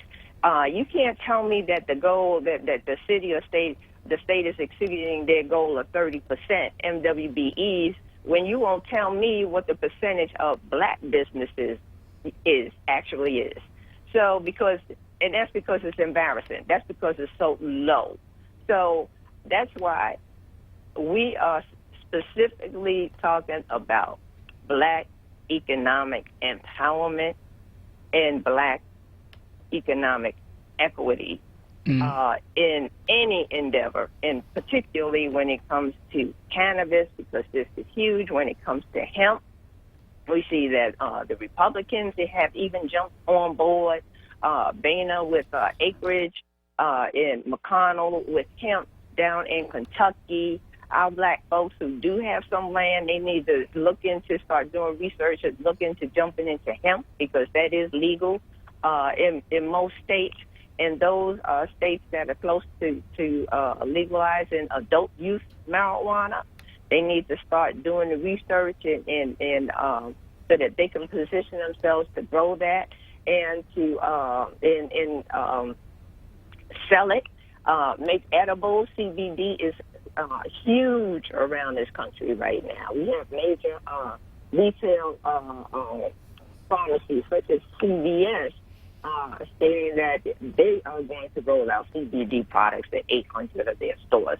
So everyone is doing this. This is an extremely lucrative business, and we need to be in it big time. You said CVS? CVS, yes. Well, it's a new day now. I guess the C might stand for cannabis. And okay. I want to know how people could support the initiatives of the Harlem Business Alliance. Like you said, people who might not be from the area, but there's always online that can keep us all connected. How do people stay abreast of the initiatives, and the efforts taking place on the ground there in New York? And how do other people stay connected with you all through social media or websites and things like that? Well, I mean, we have a website. It's hbany.org, which is short for Harlem Business Alliance in New York. There's a ton of information about drug policies. There's an organization called the Drug Policy Alliance, and it's a national organization. Ton of information on that website. And when you start doing your research, you will find links to additional resources. There's a ton of information out here. There are black people who are in this space, not nearly enough. but doing good work. So I would encourage people who are interested in creating these businesses and turning around and hiring black people and and uplifting their communities to start working hard. You have to work hard because there's a lot to learn. I mean, there's a lot that needs to be done, but if you have the grit, the perseverance, and resources, then you can make it happen. Even if you don't have the resources initially and whatnot, if you're determined, you can pull things together. It's going to be worth it in the long run. If you're just tuning in, we're speaking with Regina Smith of the Harlem Business Alliance. She joined Wake Up with Word to talk about black economics and the legalization of marijuana in the country and how it's specifically impacting black people in New York more specifically. I just want to thank you for waking up with Word and for sharing this important information and letting people of Philadelphia and throughout the nation know a little bit more about the Harlem Business Alliance. Thank you for waking up with Word this morning. My pleasure. My pleasure. Thank you. Thank you. Take care. You too. Bye. Yeah, I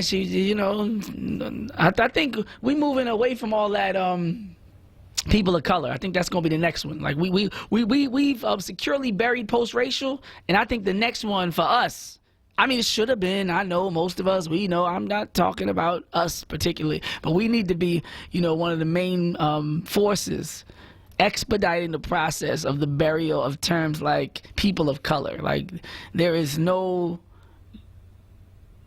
agency in that for us. There's no benefit. There's no tangible benefit. There's no historical relevance to the term for us in our contemporary conundrum as it relates to reparations and things like that. Like I think I better let it go, baby.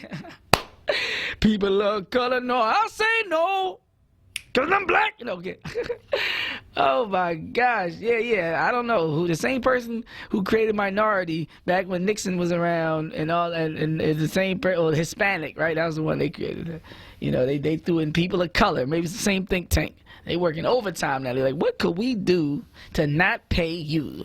What could we do to not acknowledge what you've been through? What could we do to keep you off track? We say the color and we won't say black. I'm Aaron Smith, and you can call up on the phone lines at this time, 215-634-8065. Again, that's 215-634-8065, or toll free, 1-866-361-0900.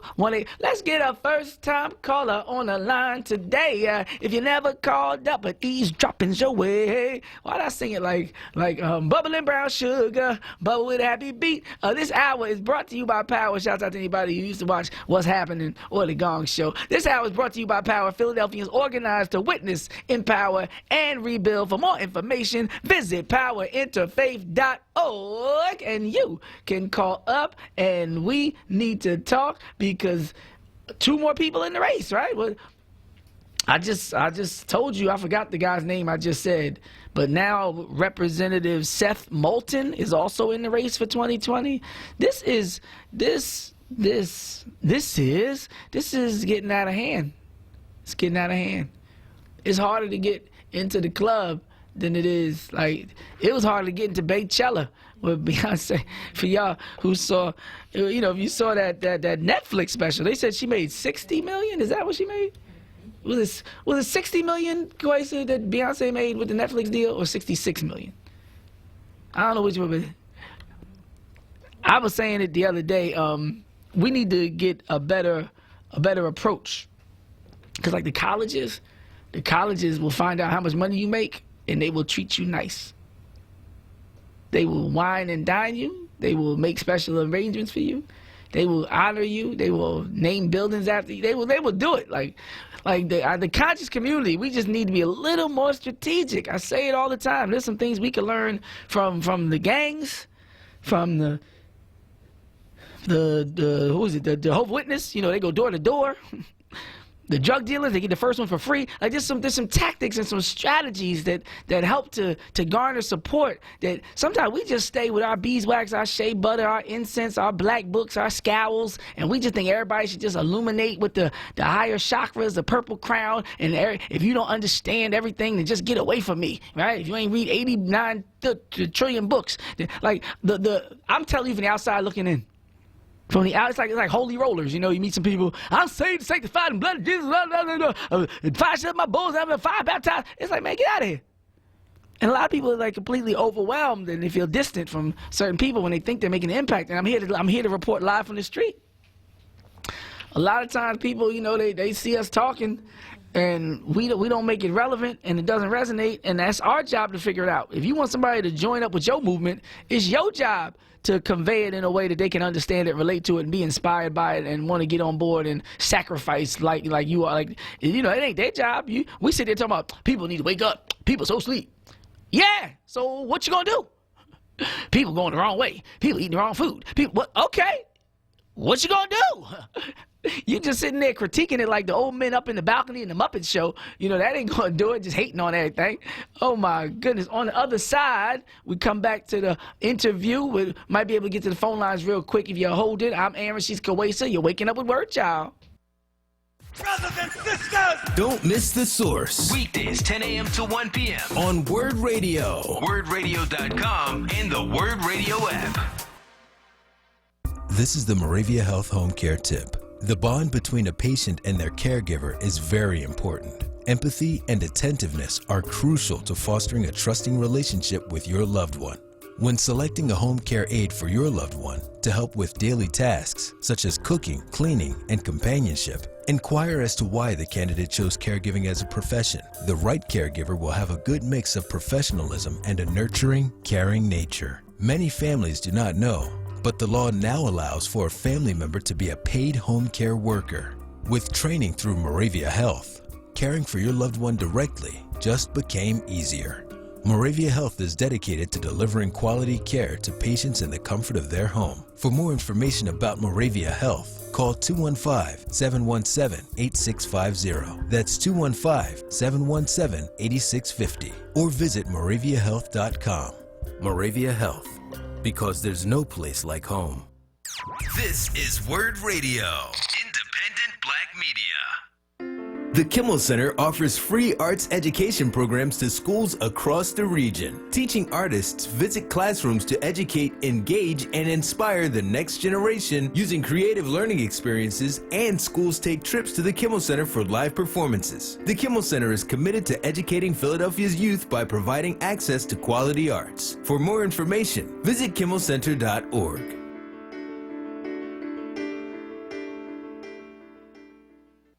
What's cheesy, topped with a fluffy egg and crisp applewood smoked bacon? Easy. McDonald's new $2 breakfast deal. For a limited time, get a flaky bacon, egg, and cheese biscuit for just $2. And if you're craving something savory and sweet, get a delicious bacon, egg, and cheese McGriddles for the same price. Hurry in and bite into this tasty deal any day of the week. Only at McDonald's. Price and participation may vary. Cannot be combined with any other offer or combo meal for a limited time only. Now, a traffic update on Word Radio. A crash on the 42 freeway northbound at 41. The left lane is blocked, and it's jammed from Blackwood Clementon Road. And this report is sponsored by eBay. The Ben Franklin Bridge westbound barely budging the downside of the bridge to 8th and Vine, heading into Philadelphia. Taking a look at the Schuylkill eastbound delays, the Blue to the Conshohocken Curve, eastbound again, east of the Boulevard to the Vine Expressway, westbound the Boulevard to Belmont. 95 northbound delays, Chichester Avenue to the Blue Route, northbound again delays north of Bridge Street, and southbound Cottman Avenue to Girard Avenue. The PA Turnpike westbound barely budging Bensalem to Fort Washington. The Blue Route northbound jammed up McDade to Route 1, southbound the Mid-County Toll Plaza to the Schuylkill Conshohocken exit, and southbound again Broomall to Media. You know when you're shopping and you find that absolutely perfect thing, that feeling you get, and then you see the price and you're like, wait, it's how much? And then you get sad and eat a donut. But did you check eBay? eBay has that thing you want for the price you want. For more traffic information, go to Sigler.com. I'm Ann Evans with your Philadelphia area traffic. Let's go! You're waking up with Word. Waking up with Word, y'all! On Word Radio. Black Talk Media. 900 AM, 96.1 FM, WURD, WURDradio.com. Listen live anytime and log on. If you don't have that app, you know where to go. Download an app like you know me, the host of the show. Aaron Smith, the rapping professor. Quinko is a super producer. And you are waking up with word, y'all, on the line at this time. Gene Sturley, got put the proper respect on the name, Urban Institute Fellow, and the Richard B. Fisher Chair at the Urban Institute. He is also the author of Dead Men Ruling, How to Restore Fiscal Freedom and Rescue Our Future. Now, this is some information that we need. Thank you for waking up with word, and welcome to the program. Glad to join you, Professor Smith. Now, we want to save our financial future. We want to be rescued through the knowledge that we receive, you know, on the network, in the libraries, and from one another. Help us to get some of this important information. And what made you author the book, Dead Men Ruling? Well, I was gravely concerned about the extent to which our whole budget process was not oriented towards promoting mobility and opportunity in our society. And this largely came about by looking at what both parties have done in a sense to basically lock us into past efforts. I think our budget's gotten larger, we're spending more, but I don't think we're spending it very wisely. And of course it plays out in terms of things like wealth inequality, income inequality, and many other ways in our society. So this book is basically trying to think about how we can break that logjam and move forthright into a future. And what are some of the main points that would help us to do that?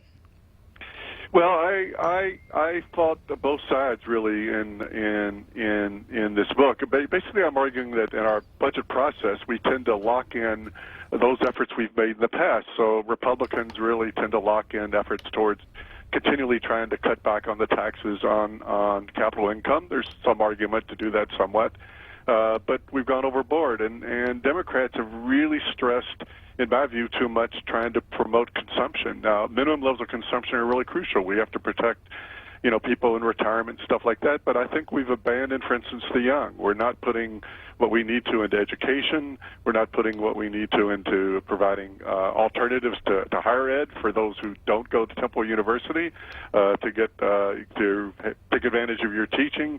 We don't put money into apprenticeships.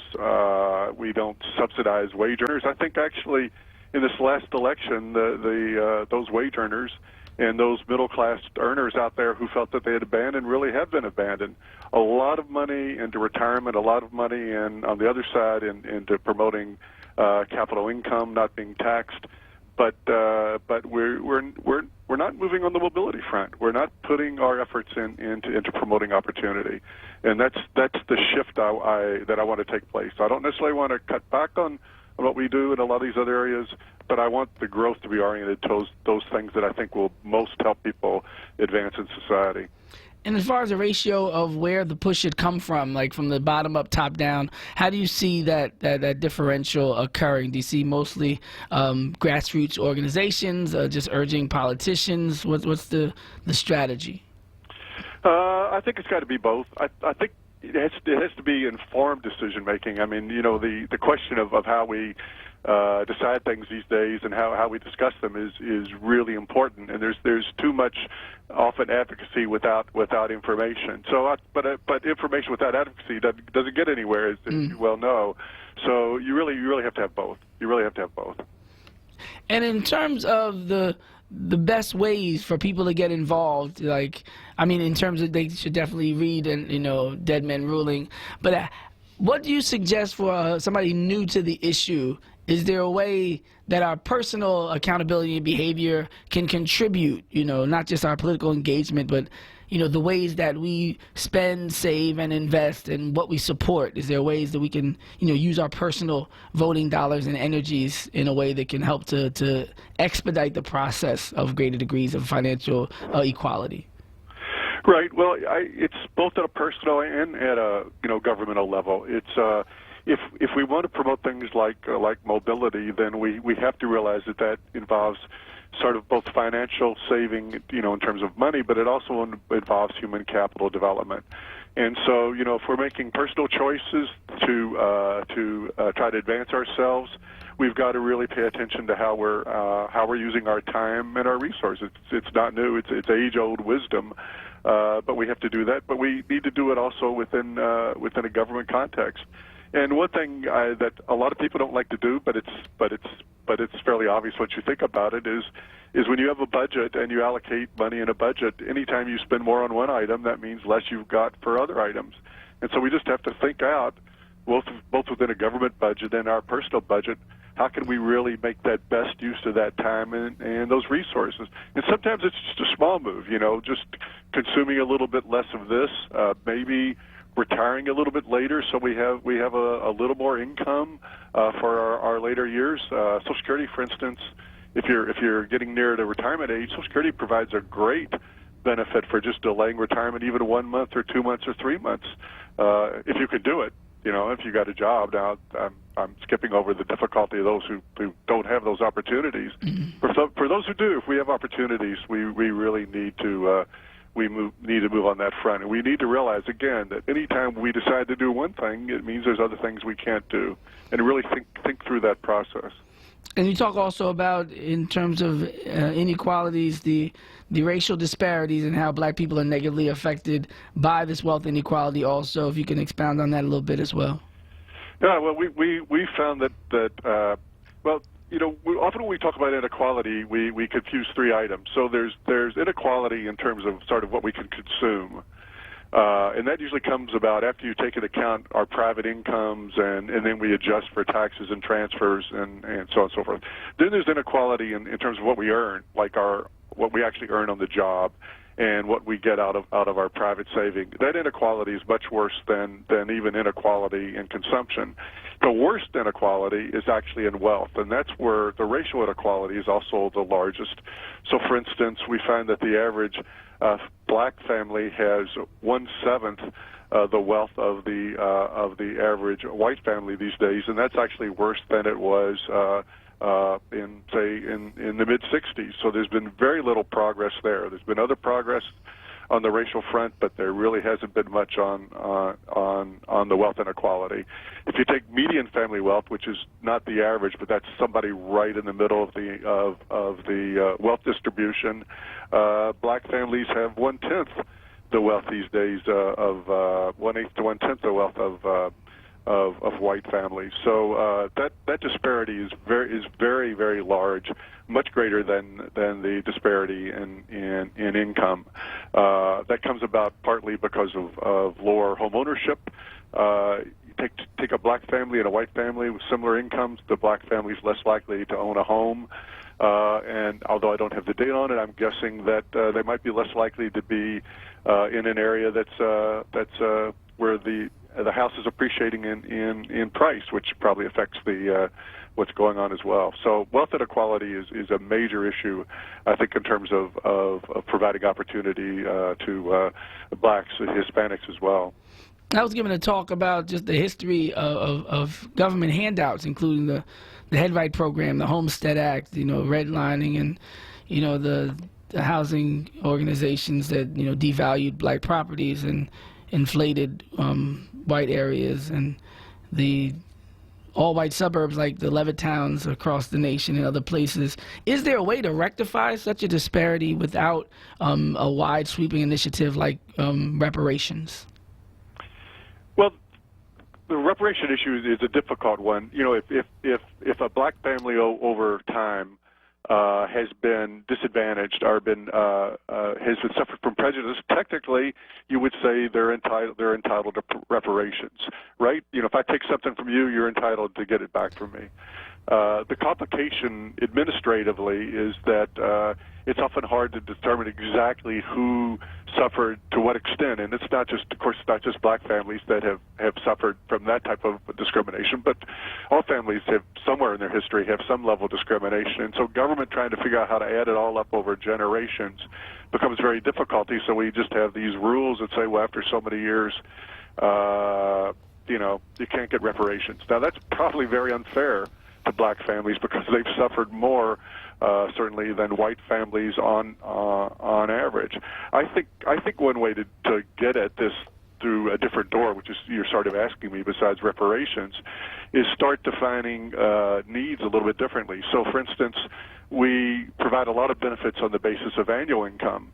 But if you look at income over, say, a 5-year period or a 10-year period, or you look at starting wealth, black families would be more entitled to various benefits if we would measure their capabilities, their capabilities for making progress and getting those benefits on the basis of those longer term measures. I realize that's a little bit abstract, but I think there are ways of getting in these systems and providing more opportunities for black and Hispanic families without necessarily trying to make it a racial qualification by which you make that decision. Yeah, I probably should have stated the question a little clearer. I'm not talking about prejudice. I'm talking about like the systems, like 246 plus years of unpaid labor.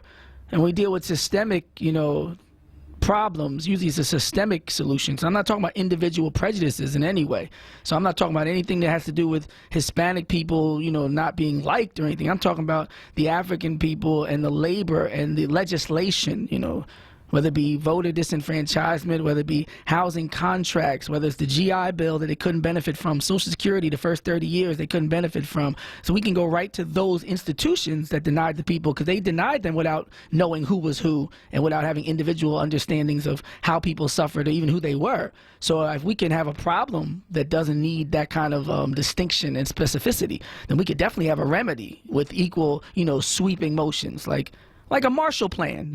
They didn't ask who in Europe was hurting. They just went and gave the equivalent of $100 billion to Europe. So I don't know why, when it comes to African Americans, people, they urge that we should be more specific. We didn't do that with those other instances. We just gave what needed to be given. And same thing with Germany and the Holocaust. And the $82 billion, they didn't ask, well, who was hurt and how do we find out how to give the money. They just made sweeping, systemic, and institutional reforms that impacted all the people that were possibly impacted negatively. That's what I was talking about. Right, and I agree with you. So let's take a new GI Bill as an example. What I'm saying is, if we would provide money for higher education, but not just with current formulas, but we'd look at something like the existing wealth of families and base it more on the existing wealth, which is the consequence of some of those past prejudices. I think a much larger share of help and more help would go to black families without necessarily having to get into the issue about whether you simply try to identify how what share of my heritage or genetics are black, or whether I came from Africa in the last 2 generations, or whether my ancestors were slaves. So that what I'm really getting into the difficulty of making specific racial decisions is that we're going to say help somebody because they're black, vis-a-vis let's go to those consequences that has affected black families, such as the fact they've got a lot less wealth, and less then orient those programs towards those families which much more lower wealth. If you did it on the basis of wealth, which is where we started this discussion, for instance, rather than just income, you would have a much larger share of a new GI Bill, or of if you want to, of even existing Pell Grants, you could have a much larger share going to black families. So that's just one way that I'm suggesting we might try to tackle that issue. No, I hear you. In terms of the access to the article itself, where can people find out, where to read the article?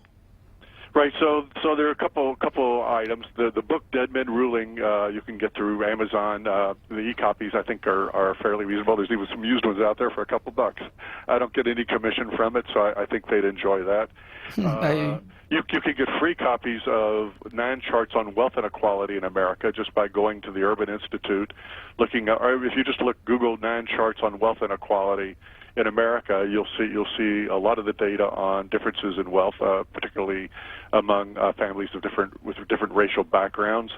And I had an article in the Milken Review, if people are interested too, which is also on wealth inequality. Yeah, that's the one I had up. Right. If you look under my name, STEUERLE, I'll spell that again. It's very hard to spell, STEUERLE. and you just look under Milk and Review, you can find that article on taxes, government transfers, and wealth inequality.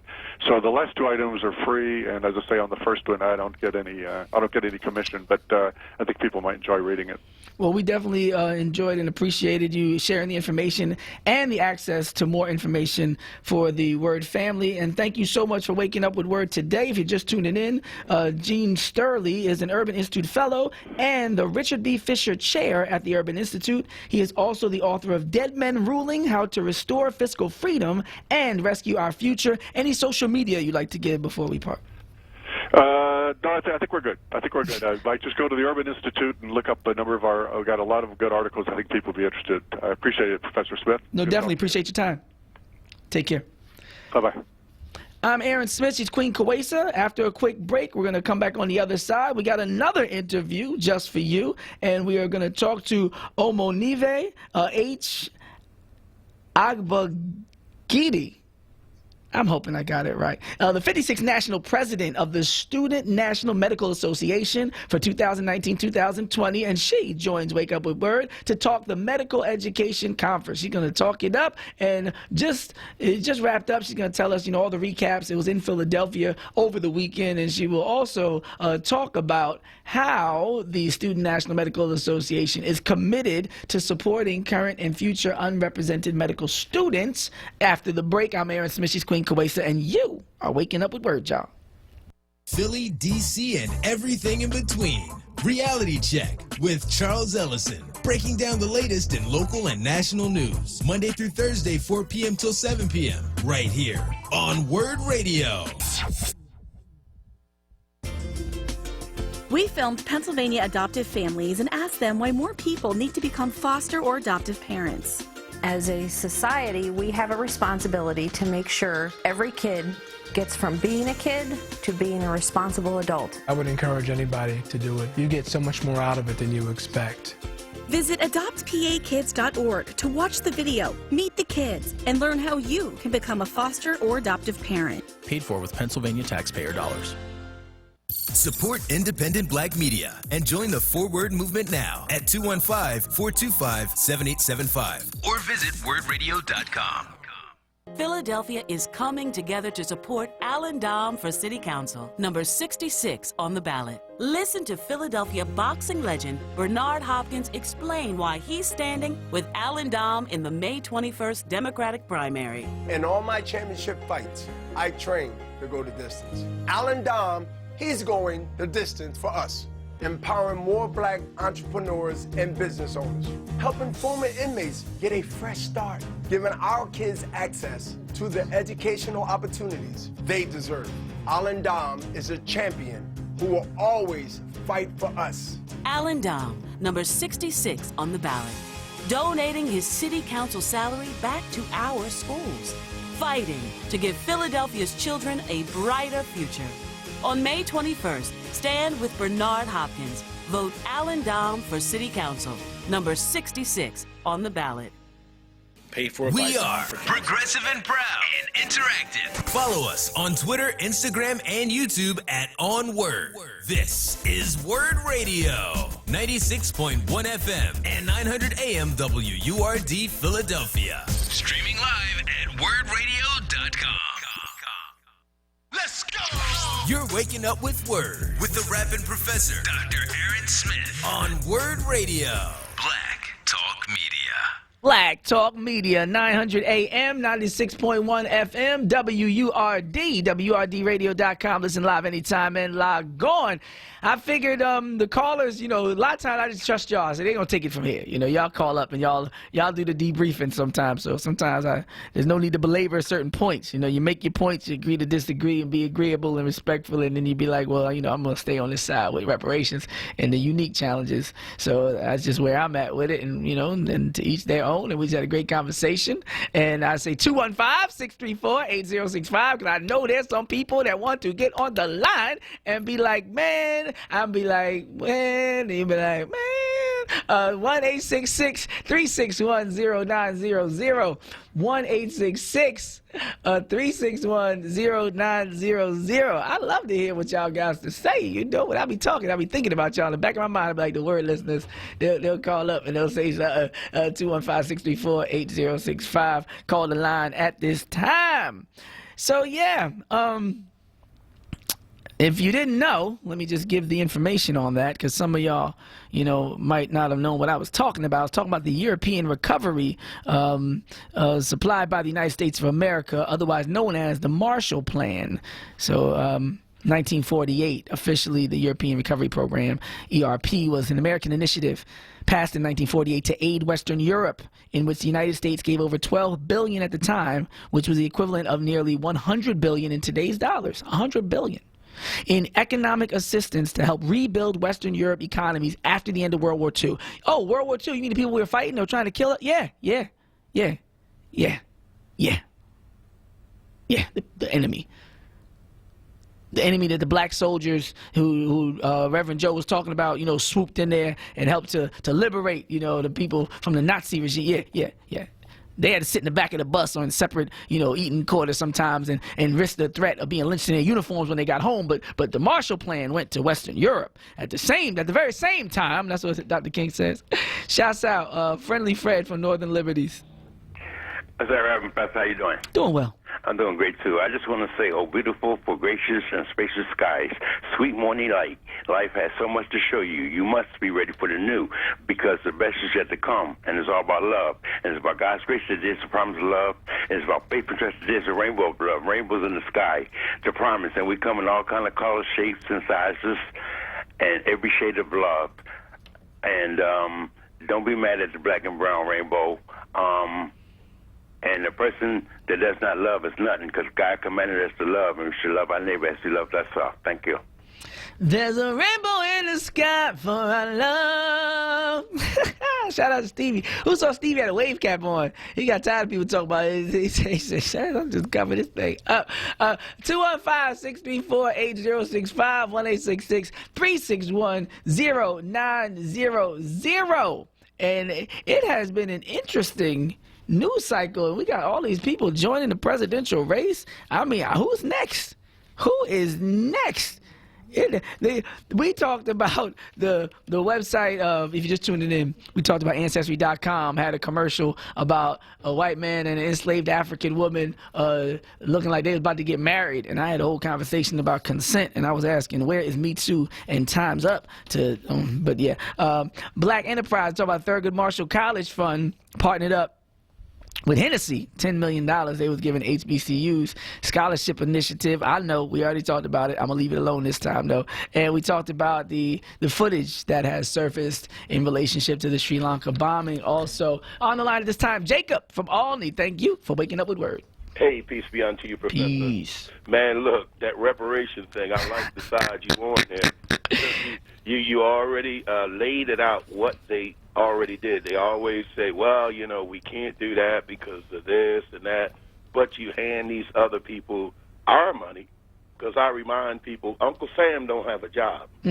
Okay? Yeah, that was our money. That equivalent of $100 billion in 1948. That was our money going over to our enemies that we was just trying to kill and defend ourselves from. Exactly. And look, and if you do the research, how much of the pie that you're talking about welfare people, Israel, the state of Israel, get more money from us every year, I think, than all of the other countries together, right? And nobody says anything about that. I mean, it's really ridiculous the way they try to weasel out that we don't deserve. If it was money, we deserve money, we deserve rights, we do everything that you can do to help a man up after you've stepped on him and did things to keep him out of the game for all of these what couple hundred years, and then you act like you don't know. Man, this is as Reverend Joe say, man, we just got to keep it moving, man. We got to keep and then we're not going to stop saying that we deserve reparations. We're not going to stop climbing to the top, because we done come this far now. I always put it like this. We had a 400-year marathon that our ancestors raced in this country, and we can see the finish line.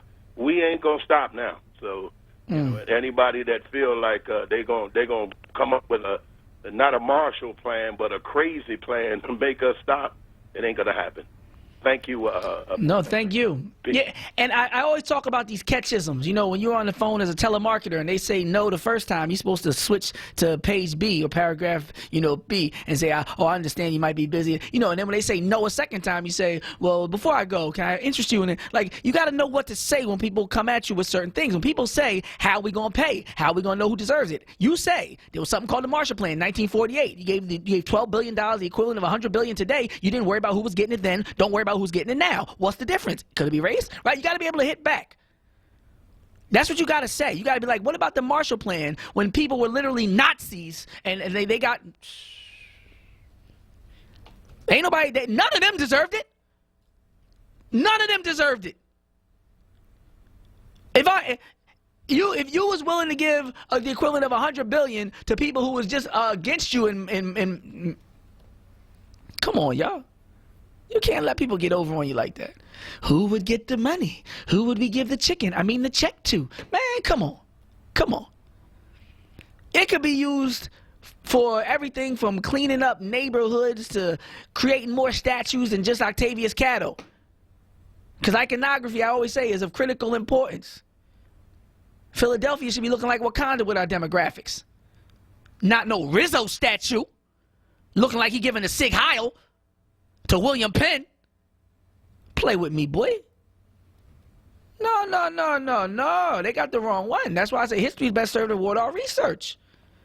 These little young people should not be going down City Hall seeing Ben Franklin, George Washington, and Rizzo.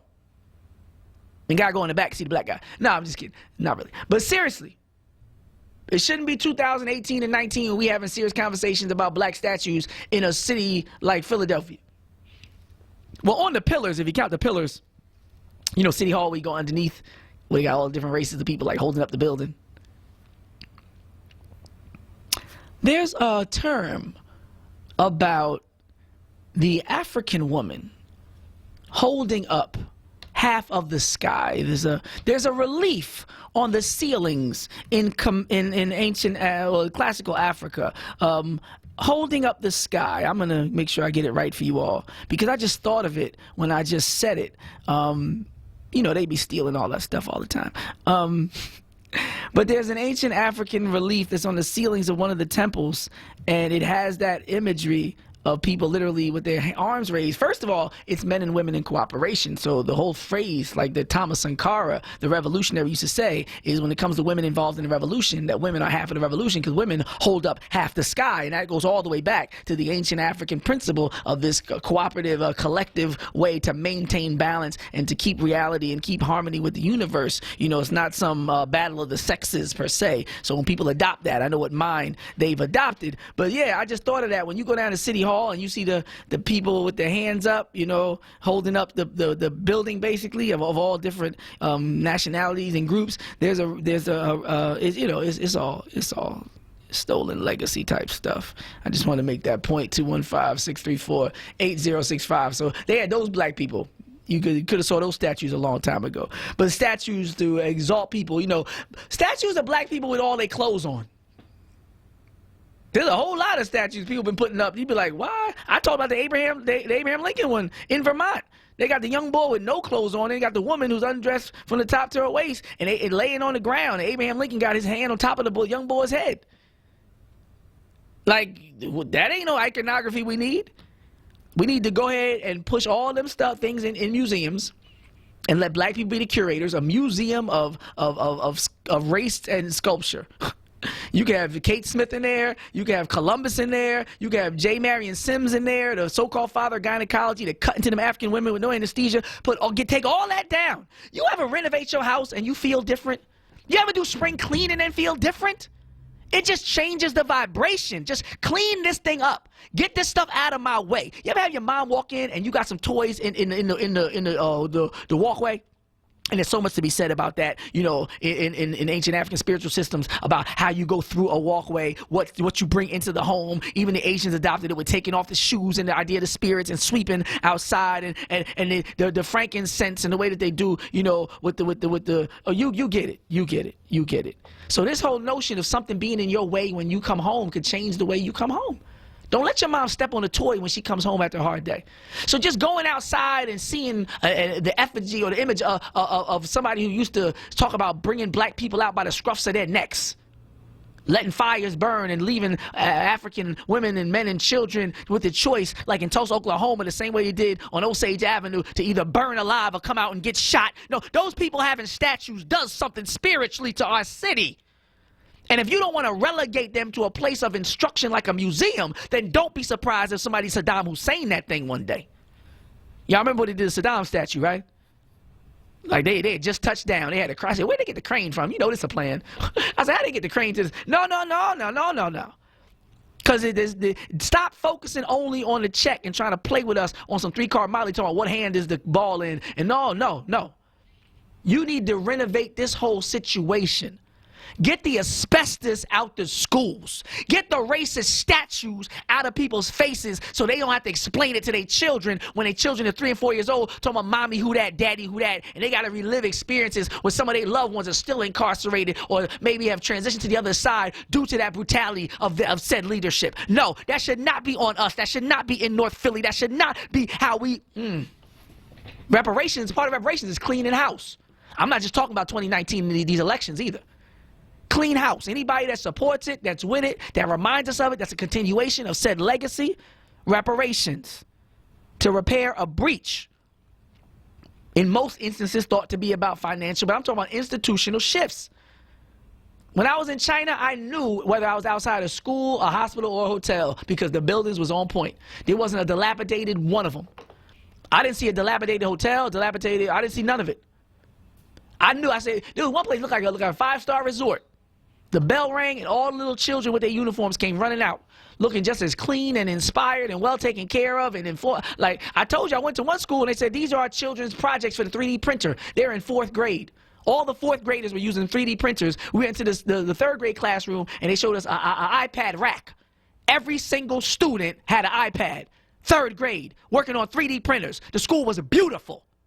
Reparations could be schools that look like that because that would change things. Then they come out and they see statues that... Then they have flora and fauna. You have areas where it's like one tree on the whole block, breathing all kind of crazy air. Like there's so many ways. Don't play. Don't act like you don't know what you could do, because you know what you could do if you don't know what you could do.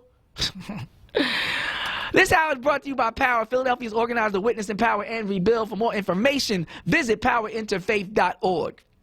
Maybe I'll walk through it a little bit when we get a break on the other side. Do we have a break? Oh, we do? Oh, let's go. I'm going to help somebody today. Don't let nobody talk to you about reparations after this next break, because we's about to go all the way in. Rapping Professor, Queen Kawesa. I'm about to get online, get a whole presentation started. Wish I had my little, that's my keys. Wish I had the projector down and we could be on WURD TV and I could walk you through it like the Zoom app and all that. And we could share the screens, but it's about, maybe I could turn away so they could see my screen. That would be, let's go. You waking up with WURD, y'all. Reparations. Wake up with WURD with Dr. Aaron Smith. We'll be right back. Mayor Kenny says there's no alternative to the beverage tax to fund pre-K and rebuild. Guess who disagrees? Philly residents. It's a damn disgrace. Small business owners. The businesses take a hit with profits and the customers take a hit with their payment. It's kind of a lose-lose in Philadelphia right now with this tax. And even Kenny himself in 2015 when he was a candidate, whose funding plan called for no new taxes. It's just tax after tax after tax in Philadelphia. Where does it stop? It's time City Council did something about it. Now, Philadelphia has a surplus, more than $360 million to fund critical needs like pre-K, without the unfair beverage tax that hits working families the hardest. Call 311 and tell City Council to do the right thing. Axe the beverage tax now. Brought to you by the Axe the Bev Tax Coalition. Funding provided by the American Beverage Association. Word family, our friends at Amoroso's Baking Company are hiring right now. Amoroso's has been baking the delicious bread in our community for over 100 years, and they want you to join their team today. The old and the young love Amoroso's, and they're hiring right now. Check it out. They offer fair pay and provide health, dental, and prescription plans after 90 days of employment. Call Scott Drummond at 215-863-8801 or visit amorosos.com for details. This is the Moravia Health Home Care Tip. The bond between a patient and their caregiver is very important. Empathy and attentiveness are crucial to fostering a trusting relationship with your loved one.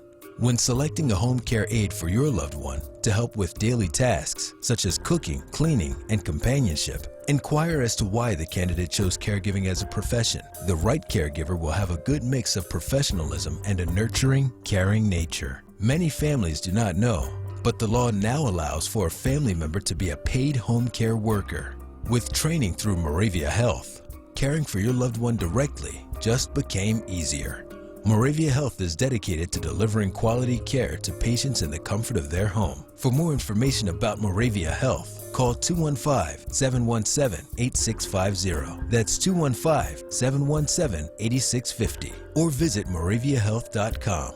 Moravia Health, because there's no place like home. Lifting every voice Till earth and heaven ring. This is Word Radio, 96.1 FM and 900 AM WURD Philadelphia. Black Talk Media.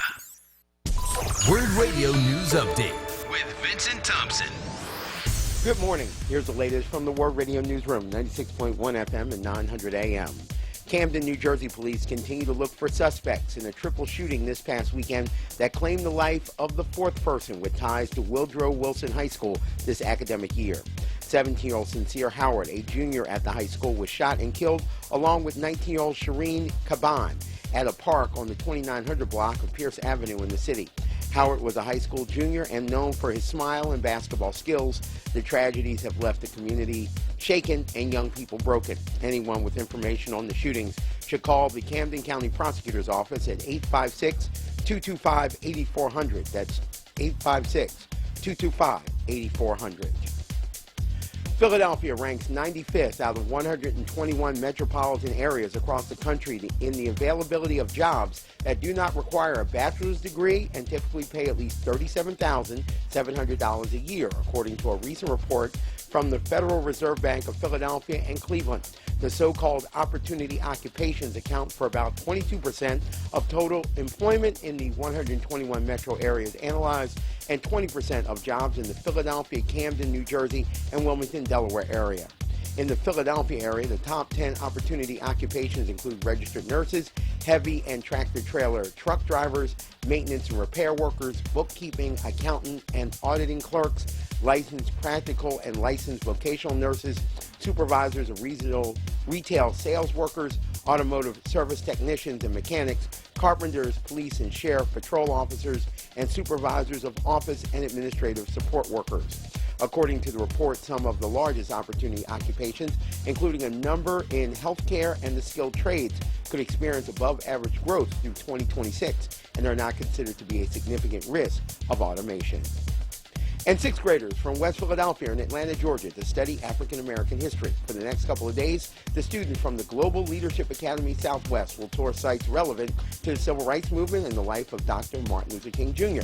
Their trip will take them around Atlanta and to Birmingham and Memphis. The students will also receive guided tours to historically black colleges and universities.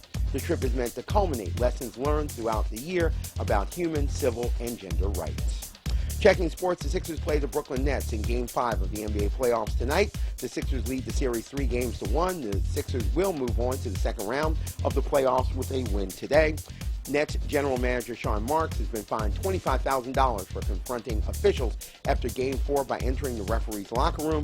He is also suspended from attending tonight's game and docked 1 game's pay. In other NBA playoff action, the Milwaukee Bucks eliminated the Detroit Pistons from the playoffs yesterday. The Utah Jazz defeated the Houston Rockets.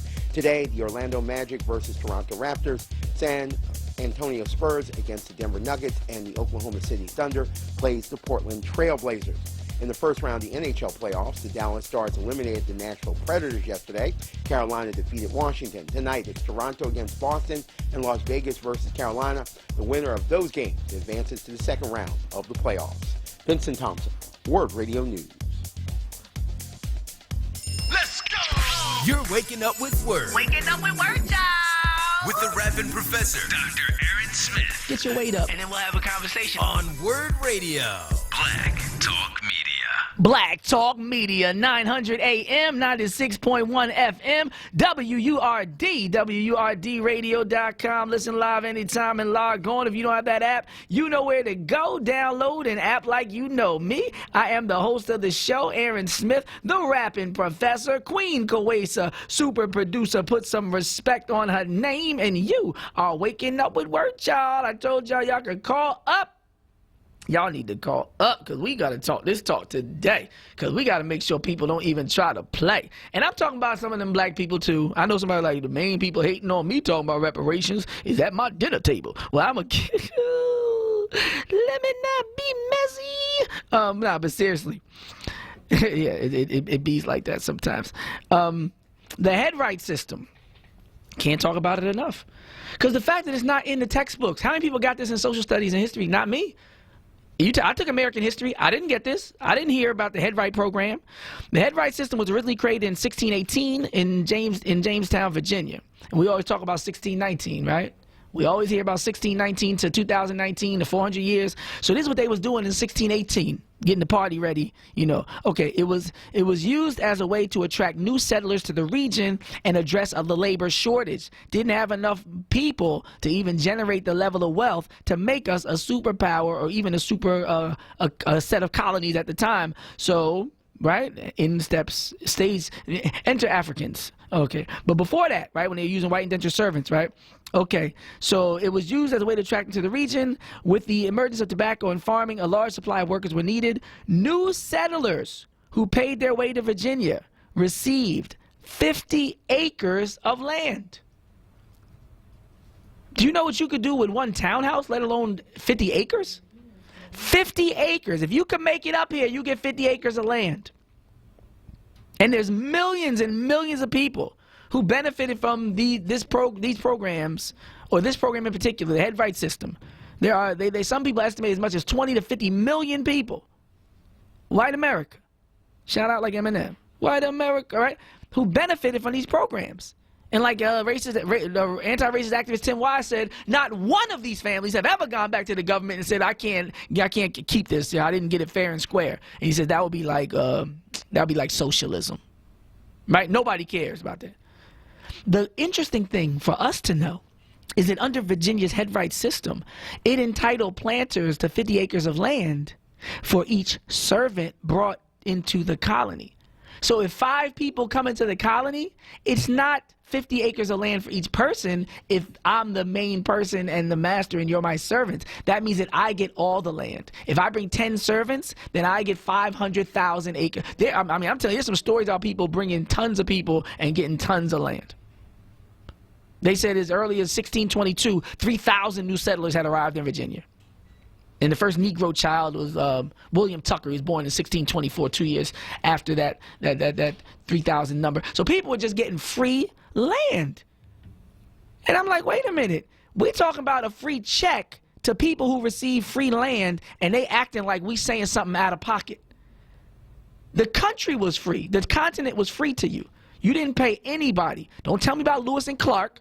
Don't tell me about how you moved the goalpost in Mexico and called it Texas. You took this. But we asking you for something. Even if we firmly request and demand something of you, it's still far more of a diplomatic endeavor than the way you got here in the first place for anybody to even be asking you for anything.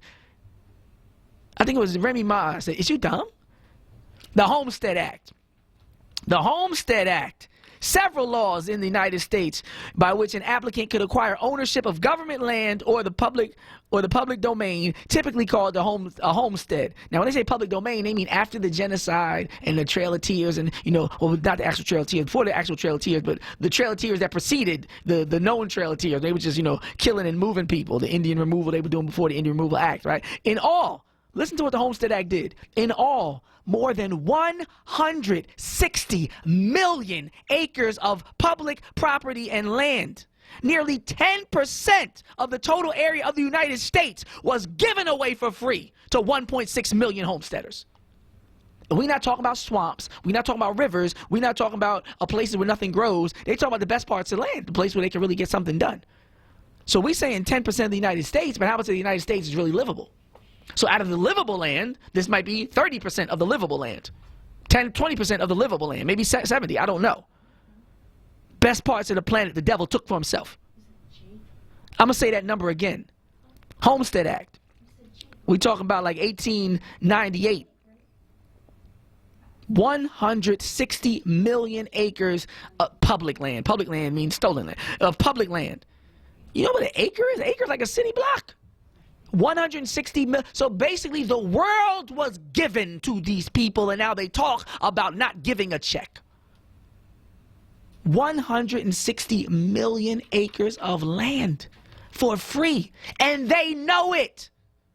And the Marshall Plan, I said it earlier if you're just tuning in, the European Recovery Program. So at the very same time, right? So I talked about 1890 something.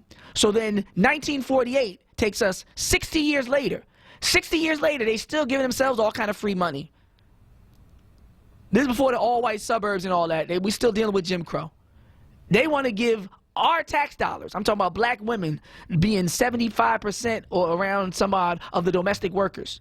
You know, like the help and all that times 1,000 back in the 1940s. I'm talking Gone with the Wind, right? You got black people not with their own children, basically living in white people's houses, breastfeeding their children, right, low-key, but sweeping, like, their taxes. Because remember, taxation without representation was the first thing they did for us. When they told we were 3/5 of a person. We couldn't even be a full person before we got taxed. They was ready to tax you before they recognized you as a human being. They was ready to tax you before they acknowledged you as a human being. So we was paying them taxes. They take these very taxes in 1948 that we've been paying since 1860-something, right? 1948, they take a lot of the bulk of these taxes, because like the caller said, Uncle Sam ain't got no job, and take $12 billion of that money in tax money, the equivalent of $100 billion, and give it to Western Europe. So your great-great-great-grandmother, they take her money when she's sweeping up, and they give it to Western Europe, our enemies in World War II. Head Right Program, Homestead Act, Marshall Plan. I didn't even get to redlining and housing discrimination, and we know that's the basis of all wealth in the nation right now is housing, home ownership. Like, come on, man, don't tell me that the black people shouldn't get nothing special and try to throw Hispanics in there like some spice on some rice. No, don't do that. Don't do that. That ain't cool. I'm talking about 300 years of people being raped, maimed, lynched, abused, exploited, denied, and taxes stay. Like, don't tell me somebody just got here in the 1950s or 60s. In significant numbers, most of these people weren't even here until the 1950s or 60s. B from Delaware. Good morning, Rapping Professor Dr. Aaron X. Smith. Good morning. Super Producer, Queen Coesa, and Word family. I think that there is nothing to justify what you have just said that's any better than the article that appears in Delaware Online yesterday about Joe Biden getting ahead of his racism on busing. It came out, the article came out yesterday. He's supposed to be announcing Wednesday. And it talks about his feelings about why we should not have had busing. Oh, yeah, we reported on that a long time ago. He late as far as WRD. He getting ahead of it for the mainstream. But the article's in the paper yesterday, and the point that he made was he thought that housing patterns were the mechanism, not busing, but housing patterns are the mechanism by which to address economic inequality.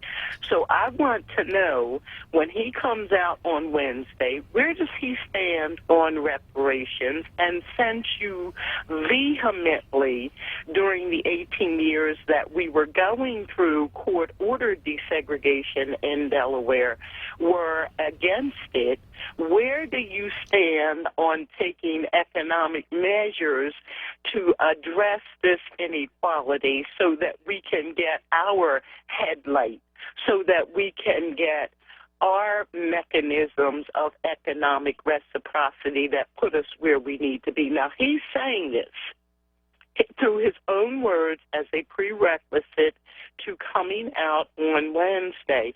I'm saying, what are we asking him to do economically today in his platform and in what he supports to address how those same individuals that you said need economic reciprocity as a mechanism for making the change in integration and not busing.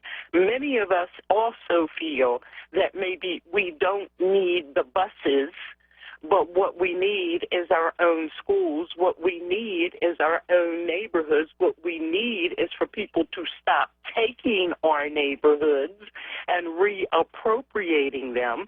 And where do you stand on the issue now? You are adamant about the fact that desegregation did not work. Busing and sharing the same space in the school did not work to overcome these economic challenges. I think we need to fast forward. He worked for a black president for 8 years. What did he do then for black people? We could leave all them quotes in the past, to be honest. I hear what you're saying, B, but honestly, you was standing with a black president for 8 years. What did you do for black people? The whole time. So thank you for your call, B from Delaware. Like I'm good on the 30-year. You know, we don't need to do the Bill Cosby thing. Like he was standing there with Obama. I don't remember him. Did he even show for the Brothers Keeper photo op thing? Was he there for that? When Barack Obama unveiled Brothers Keeper, was he behind him at least smiling? Like, dude, you authored the '94 crime bill. How do you author the '94 crime bill and say, but let me explain? Do you know what kind of abused, toxic relationship you need to be in?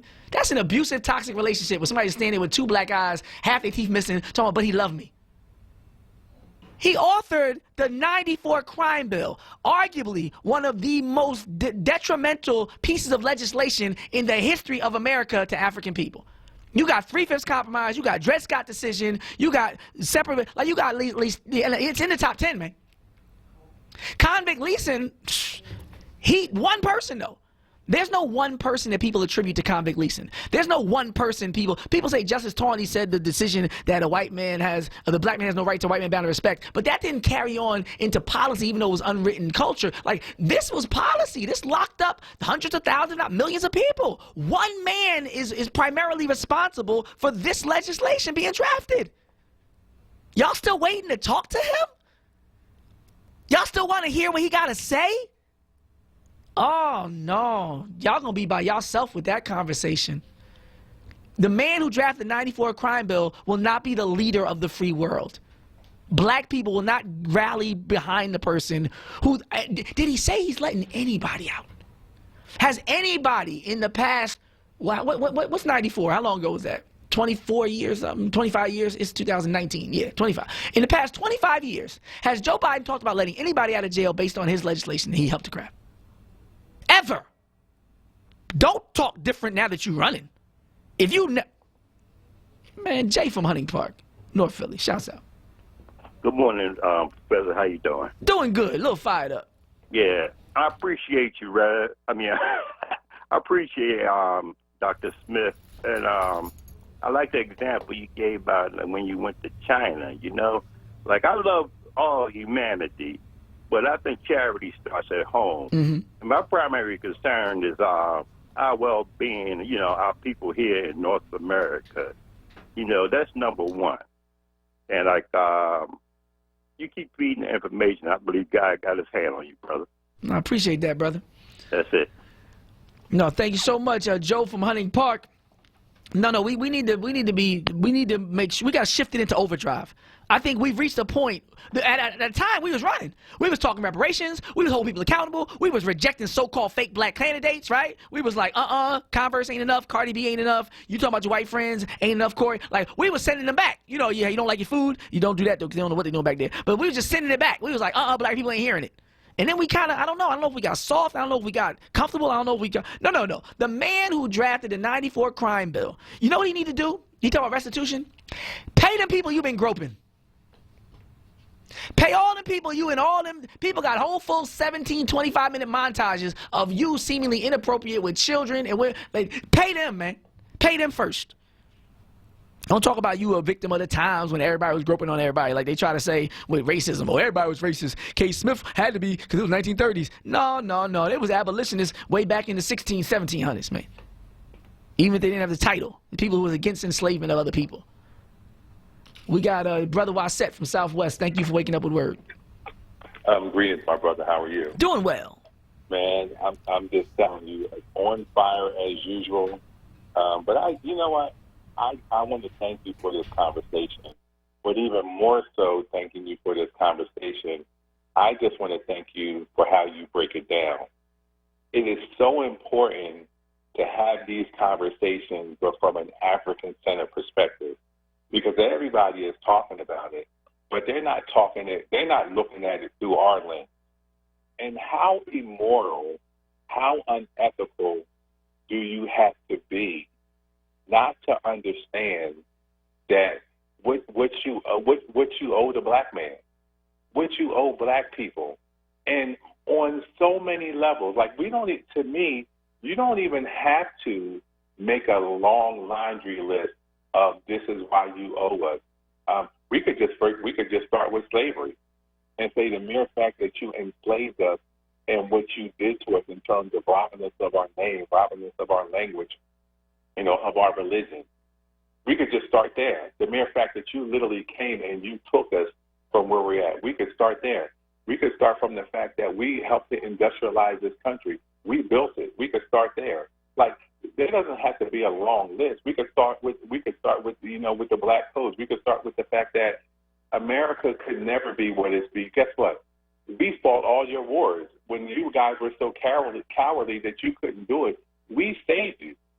And so the thanks that we get, the thanks that we get is that you want to debate whether this should happen or not. And Dr. King and so many of our ancestors were so right. America is morally and unethically bankrupt. And they are going to find themselves, I could see this situation not in terms of reparations, but in terms of how America is moving forward. They're just going to find themselves in a terrible bind, because you got to understand, America, this earth is dripping with their blood. They've gone all around the world, killing people, pillaging, taking our resources, and you have this is a spiritual process. You have an opportunity, and here's the thing, and this is what they don't understand. All the money and the programs in the world can never repair the damage that you've done. It can never repair it. But this is a start.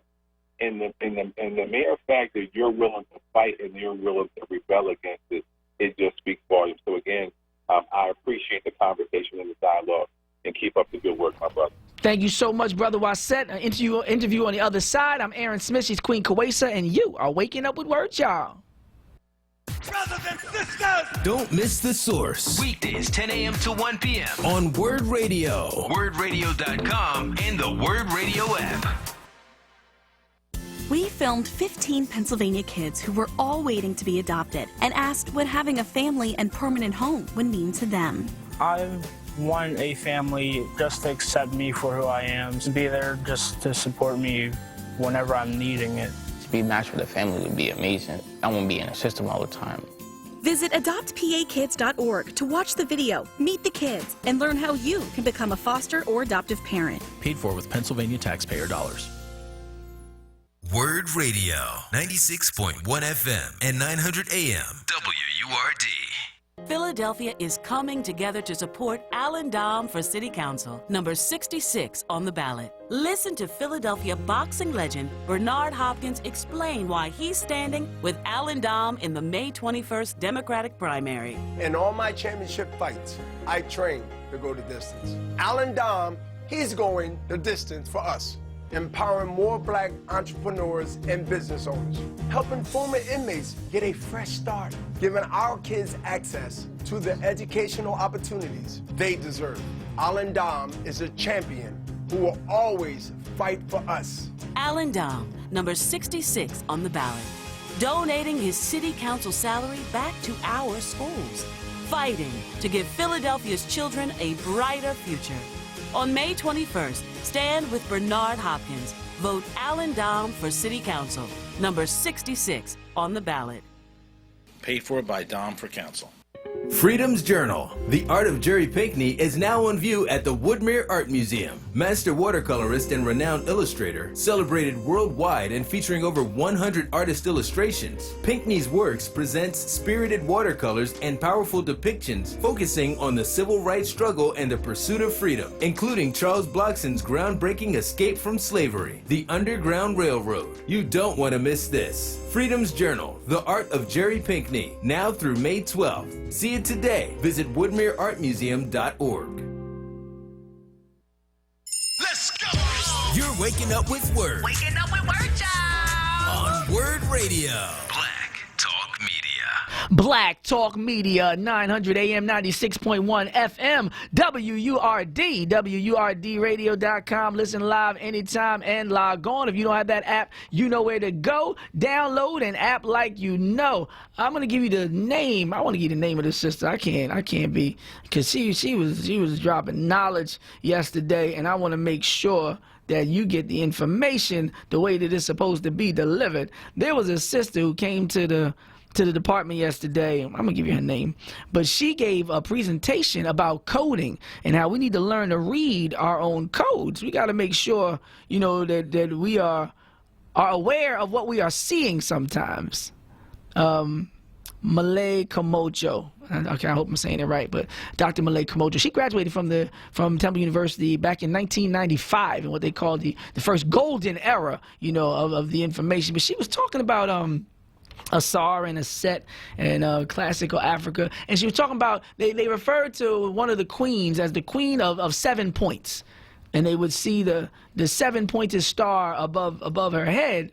And if you've been to, you know, the temples and the tombs, or you've even seen some of the reliefs in some of the books, then you might know what I'm talking about. But this 7-pointed star, they called her the queen of 7 points, and I'm trying to bring up one of the pictures. Yeah, Sashat.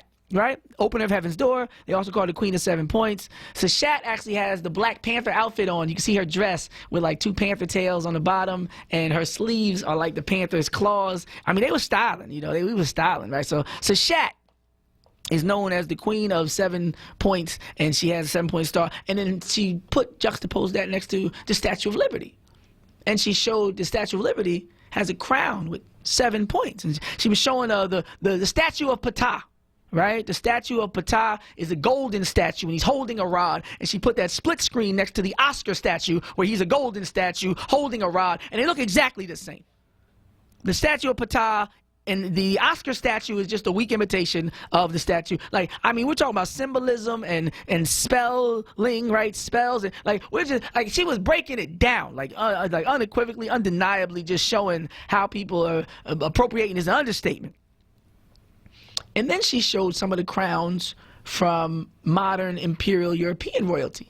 And she was saying, well, when the crown was worn in ancient Africa, it was coding, it was symbolism, it was alchemy. It represented the purple crown of the top chakra of consciousness. Like, there was a message and a meaning and a moral balance, a universal cosmological implication that resonated throughout the world and the nation, that this person was operating on a higher level. Like when you see the imagery of the serpent, like sometimes they have like a snake as part of the crown that rests right there by the pineal gland. They're saying, you know, it's like the Kundalini energy travels up the spine like a serpent, and if it reaches the top, you know, the highest level, the higher consciousness, then you see people adorn themselves, you know, with certain head wearings, or they'll put red dots on it. You'll see people, you know, acknowledge, you know, that tradition that we started, right? But she said, when you see, for instance, the Queen of England with a crown full of conflict diamonds stolen from Africa, these crowns don't symbolize higher consciousness. These crowns symbolize conquest. They up there stunting on you Talking about Leopold went into the Congo and had 1 million Africans under that referred to him as King Sovereign, and he was in charge of 15 million Congo. Like they talking about we came, we saw, we conquered. When you see the crown of the Queen of England, she's not indicating that she's meditating and reach higher consciousness and is in line with the sun, moon, and stars and reach some level of ma'at, balance, reciprocity, and truth. She's saying, I stole it, what you gonna do? Like somebody on the top tier in jail that take your shoes and wear them in front of you the next day in a mess hall. It's called punking people. So next time Barbara Walters wants you drooling over Meghan Markle's family and all this nonsense, you just remember that she's sitting there dripping, came through dripping, whoo, with African diamonds all up in her crown, and that crown does not symbolize balance or harmony or truth or reciprocity or higher consciousness. That crown represents the fact that she's jacking and she's dripping out here because she's having it her way. Let's get into it. Oma Levy, Jackie Long's on the line? The Jackie Long? Oh, man, get right on the line. Get on the line. Jackie Long, how you doing? Yeah, you always talking about crowns and tripping and the solution. I'm like, what's going on? Yeah, we got to talk about the show. You know what I mean? We got things to do. Yeah, how you doing? Good morning. Doing great, good brother. For those that don't know, Jackie Long, you know him from Idlewild, ATL, and most recently Real Husbands of Hollywood. But he is going to be on tonight on Games People Play on BET, 10 p.m. Can you tell us a little bit about the character you play? The way you were sounding, I was going to tell you to just keep going because your voice was so smooth with it. I was like, go on with it. Yeah, you know, I'm trying to get the radio thing going. Man, good. First of all, listen, Games People Play is off the chain. Okay, all I can tell you is if you've never been to L.A. and you want to know what L.A. is all about, you watch Games People Play. And Games People Play is basically wherever you from, wherever you stay, wherever you live, it's the same thing that you're going through every day. It's people playing games. You know, this one is a little bit about a story. You got a basketball player who, you know, he just his first time in the league, and he got all the fame and the fortune, and you don't know how he's going to act. You know, is he going to be good or is he going to be bad? Is he going to take advantage of what he got, or is he going to use what he got to get to what he needs to get in life? You know what I'm saying? Yeah. The power and, you know, so you got that guy, then you got his wife who's trying to keep the family together, knowing everything and what he's going through, don't know if she wants to, you know, step out and test the waters herself. Watch out now. Want to stay committed. You know, hey. Wait, the wife ain't a swimmer. When you said test the waters, you're not talking about anybody swimming or nothing. You're saying like. Hey, listen.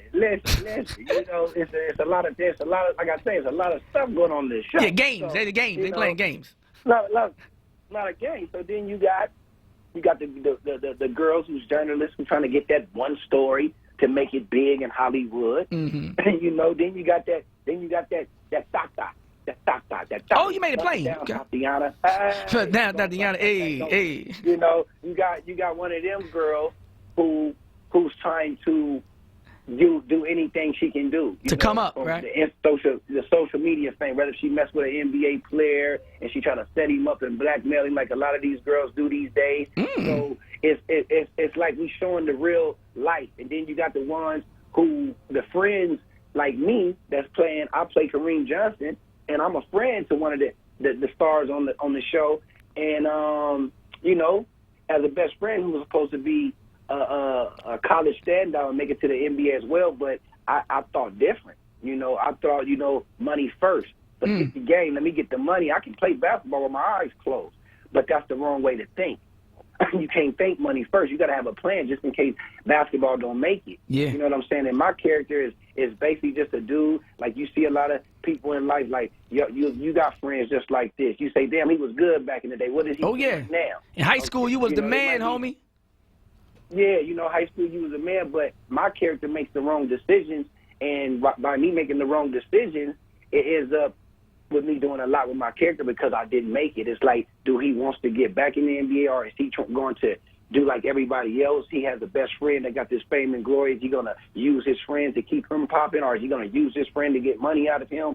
It's a lot of things, and I did so many different things with this role. You're going to, basically, like I've been saying all day, you're going to hate my character. You're going to love him at the same time, but you're going to hate him. and it's just real, you know. And I think with the way that it was written, and the way that the producers came together and put this show together, I think we about to give you guys something that y'all never seen on TV before. You might have seen it a little bit, but you ain't seen it a lot of bit. Well, I've been needing to have a character I could love and hate at the same time ever since what they did to Kanan on Power. So I look forward to your character where you can get mad but respect some of the moves at the same time. Now in terms of the difference, because it seems like just a different type of story. Did you feel that way when you were presented the opportunity to do this? Like when I got presented the opportunity, right, I was out of town promoting another movie or something, right, and I got a call from Robbie Reed, the casting director. She said, Tracy said she wants you to read this script, Games Divas Play. That was the name of it. And I said, okay, when I get back, you know, I'll read it because I don't got time right now. I'm on tour doing this promoting. Mm-hmm. So I got back, read the story. I said, you know, I seen it at first. I said, Kareem Johnson really not in here. He in here, but he not in here. You know, I said, okay, do I take the shot? I need some parts up in the back. Yeah. Looking at it, but, you know, so as I read it, I came back in town, and they sold it so well to me after me reading it. It was nothing I could do but be on the show. Then when they told me a cast member of mine by the name of Lauren London was on it, I said, wow, I get to work with my cast member again. Why not? So, you know, that was the greatest thing, you know, because that's family over there. So I know with this, if she's number one on the call sheet, I think this gonna be a nice hit show. And then with all the other cast members, Saronis Jackson, we got Parker McKenna, Karen. She get mad when I say her name, but Karen Oakley, something like she know. But yeah, the whole cast was really amazing, and when they put it all together and the faces come together with the characters, everybody I think will have their little memes set up. They have changed their picture profile to some of these characters. It's going to be that type of show, you know what I'm saying? Because it's really giving y'all the real life story, the real drama, the real thriller, the real crimes, the real sex appeal, the real just the drama. It's giving you everything. I mean, it's nothing that you're going to miss out of this. Now, everything is real. In terms of that reality, on that note, it's always struck me when it seems like artists like you, they really push the envelope in terms of staying yourself no matter what you're doing in the industry. Like, you've been talking like you and being yourself, like, no matter what. And a lot of times, you know, people reach a certain level of success, you know, they start changing the way they talk, you know, changing the way they view things and, you know, who they associate with. Well, maybe sometimes who you associate with, you got to do that. But no, you seem to really have a genuineness about who you are and really hold on to that despite all the success that you've seen. And what's the inspiration for that? Just keeping it real and keeping down to earth the way you do. Honestly, I'm gonna be real honest. It comes from my household. You know, I have a great family. My mother is an amazing woman, Marlene Knox. I love her to death, and she's a strong woman. And my grandparents, rest their soul, they both passed not too long ago. And you know, our family is still going strong, and it's because of people like my auntie, my sister, my cousins, and my uncles that I was raised around that always told me to go the right path. I grew up in Pasadena, California, around gang members, you know, Crips and Bloods, and I was the one who seen something else out of that, you know. Mm-hmm. And a lot of the Crips and the Bloods is my relatives. A lot of my relatives have passed, you know, because of gang violence. And when as a young kid, I was always the one who just liked to laugh and talk to everybody, you know, just to be everybody's friend, whether if it was the right friend to have a friend to be a friend with. But I didn't know. I've just always been a humble guy and a happy guy because I always see my family happy, even when it was a death or if it was a problem. They take everything out of celebration, like if that person was still here, or, you know, we just got a strong heart and we got a strong upbringing. So when you have that type of impact of a family like that keeps everybody together when it's holidays and you get to still see your cousins because you get that real talk from your family. Yeah, like if you did something. I seen you on TV. You was terrible. You better. They'll let you know. To say something, they let you know. And out of anything in the world, I love that more than somebody not watching my show or not telling me nothing. They just, ain't that the dude from? I'd rather get Jack. You could have did better. I liked your show. You killed that one. So honestly, the way that I am, I know I can say yes. I wouldn't be shit without my fans. but I wouldn't be shit for my family. Well, if it wasn't for my family. Well, you keep it look too real. No, but I keep it real. But Jackie Long, tonight 10 o'clock. Any social media that we can follow you at? What's my name? Jackie Long. That's how you can find me and everything. No, I appreciate you, brother. That. And we're gonna check you out tonight, 10 p.m. BET. Much love, brother. Thank you. Yeah, brother kept it real. He kept it real. Oh, gosh. I'm going to be on punishment. No, actor Jackie Long from Idlewild at ATL. If you just tuning in, you might have recognized the voice. Say, where have I heard that voice before? And I always like, when people do that. Like, Ice Cube did it. Like, some people, they start succeeding, and they really make sure that they let people know. I think Tupac said that in the interview. He said, I ain't fitting to change up just because y'all want me to change up. I ain't fitting to talk white just because y'all want me to talk white. Like, he was really just making people aware, even though he was, at a time where it was one of his low points in terms of his consciousness. He was letting people know that I'm going to stay me no matter what I do and what I get or what comes my way. And the community looks for that. The community looks, I know, because I ain't even got no real success, but they be looking at me like, did that radio show go to your head, young boy? And I be like, how you doing? Yes, you better be humble and happy. Stay humble and happy. The same people you see going up, they be like, what's you doing now, Mr. Movie Man? No. You got to show love to your base. That's why I shout out my AAR peeps. And all my people's fighting for reparations. I'm Aaron Smith, she's Queen Kawesa, and you are waking up with word, y'all. The Source. The Source. Weekdays, 10 a.m. to 1 p.m. Special guest host Renee Chanel Patan every Monday in April. The Source. Exclusively on Word Radio and WordRadio.com. This is the story of a very special woman. In a matter of seconds, she turned herself into a great mathematician or an entrepreneur. Her knowledge was limitless and still is. She could also make monsters disappear, especially those that lurked in the shadows under the bed. Once, this woman put back together a teenage girl's broken heart, which had been shattered in 1,000 pieces, just by giving her a bear hug. She masqueraded as a regular person at work, but as a superhero at home. Everyone knows her as Gabriella. I still call her Mom. Your hero needs you now, and AARP is here to help. Find the care guides you need to help, complete with tips and resources at aarp.org/caregiving. A public service announcement brought to you by AARP and the Ad Council. Be heard. Be heard. Want another way to join the conversation? Follow us on social media Using the hashtag onWURD. Be heard. Stay connected to Word Radio. Independent Black Media.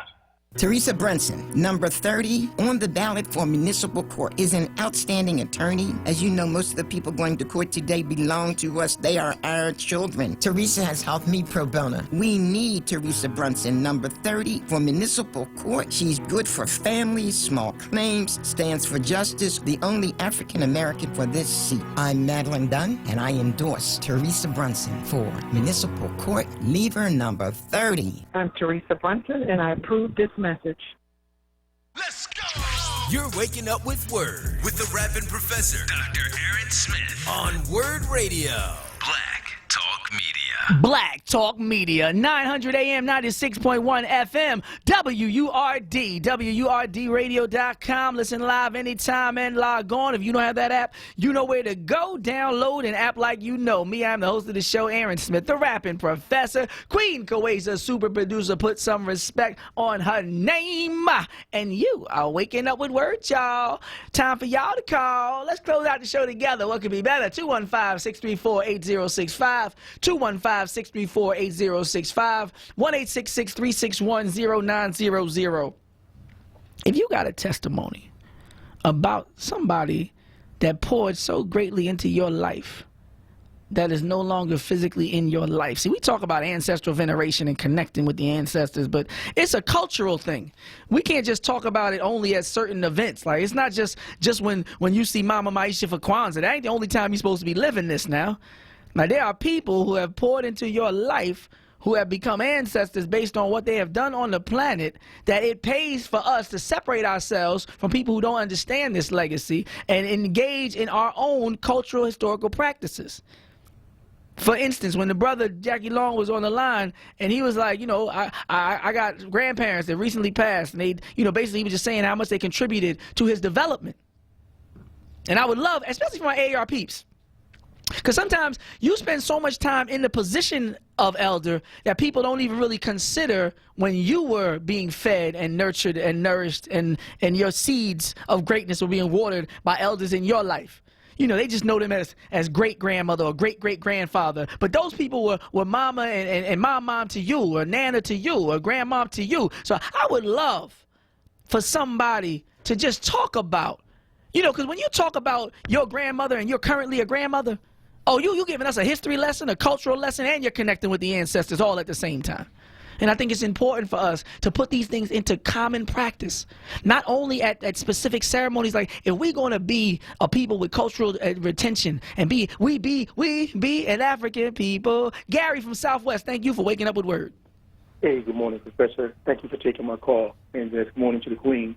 You know, Professor, I was listening this morning when you had the young lady on. I think she was a minister. She was talking about using the term minority and the term black, and I agree with her wholeheartedly.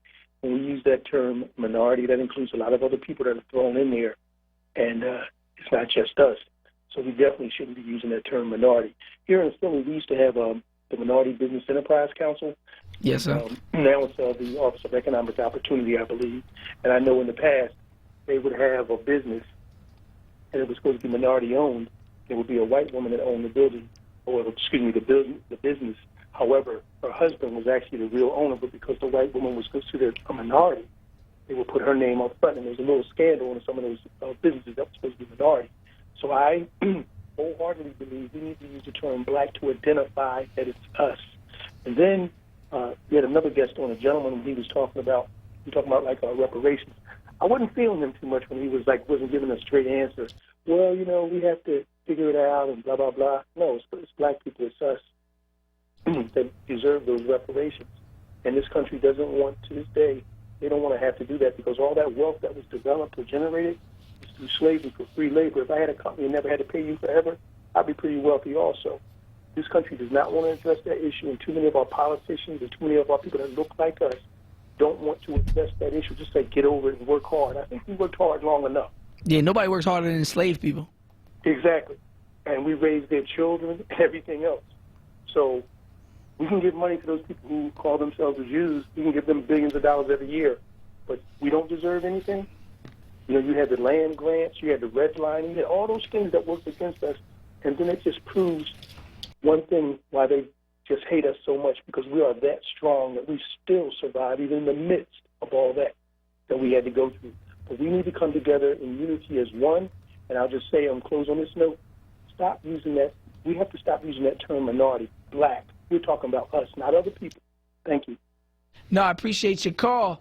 Yeah, this issue, we need to collectively just be well-versed on the issue of reparations. I think it's incumbent upon us as a people to make sure that the next generation is well aware. So whether it's ADOS, whether it's in Cobra, whether it's Attack, whoever's working toward this effort, we need to make sure that we teach the babies. The babies need to know, you know, about the Marshall Plan, about the Head Right Program, about the Homestead Act, about housing discrimination, about this whole issue of who benefits the most from affirmative action, being white women. Like, we need our young people to be able to clap back, snap back, and understand how to respond whenever somebody tries it. When they try to come with the everybody, we come with the us. When they try to come with the how we gonna figure it out, we gonna come with the you didn't worry about that before, don't worry about that now. When it comes to, like, we need to really get to a point where our people know exactly what we're dealing with in terms of this issue.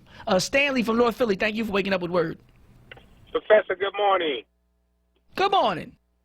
It's always a pleasure listening to your show and the topics you bring up. And I was like the other caller that just got off in reference to for white folks' perspective, and they're promoting this, because it's not the first time I heard somebody of the white persuasion do an argument basically against reparations, and they're using trickery, and if we're not careful, we'll fall for the trickery, and there's no way on God's green earth that white folks to have in their mind that they don't owe us no reparations. Randall Robinson the debt, and Claude Anderson, Black Labor, White Wealth should dispel all of that. Yeah, Empowernomics. I mean? Yeah, I mean, not Powernomics. Yeah, I'm saying both. Yeah, that too. And also, Professor, I'm starting to hear us dumb each other down when I'm hearing, not from you, Professor, but from the general public, of we don't have the attention span to read anymore.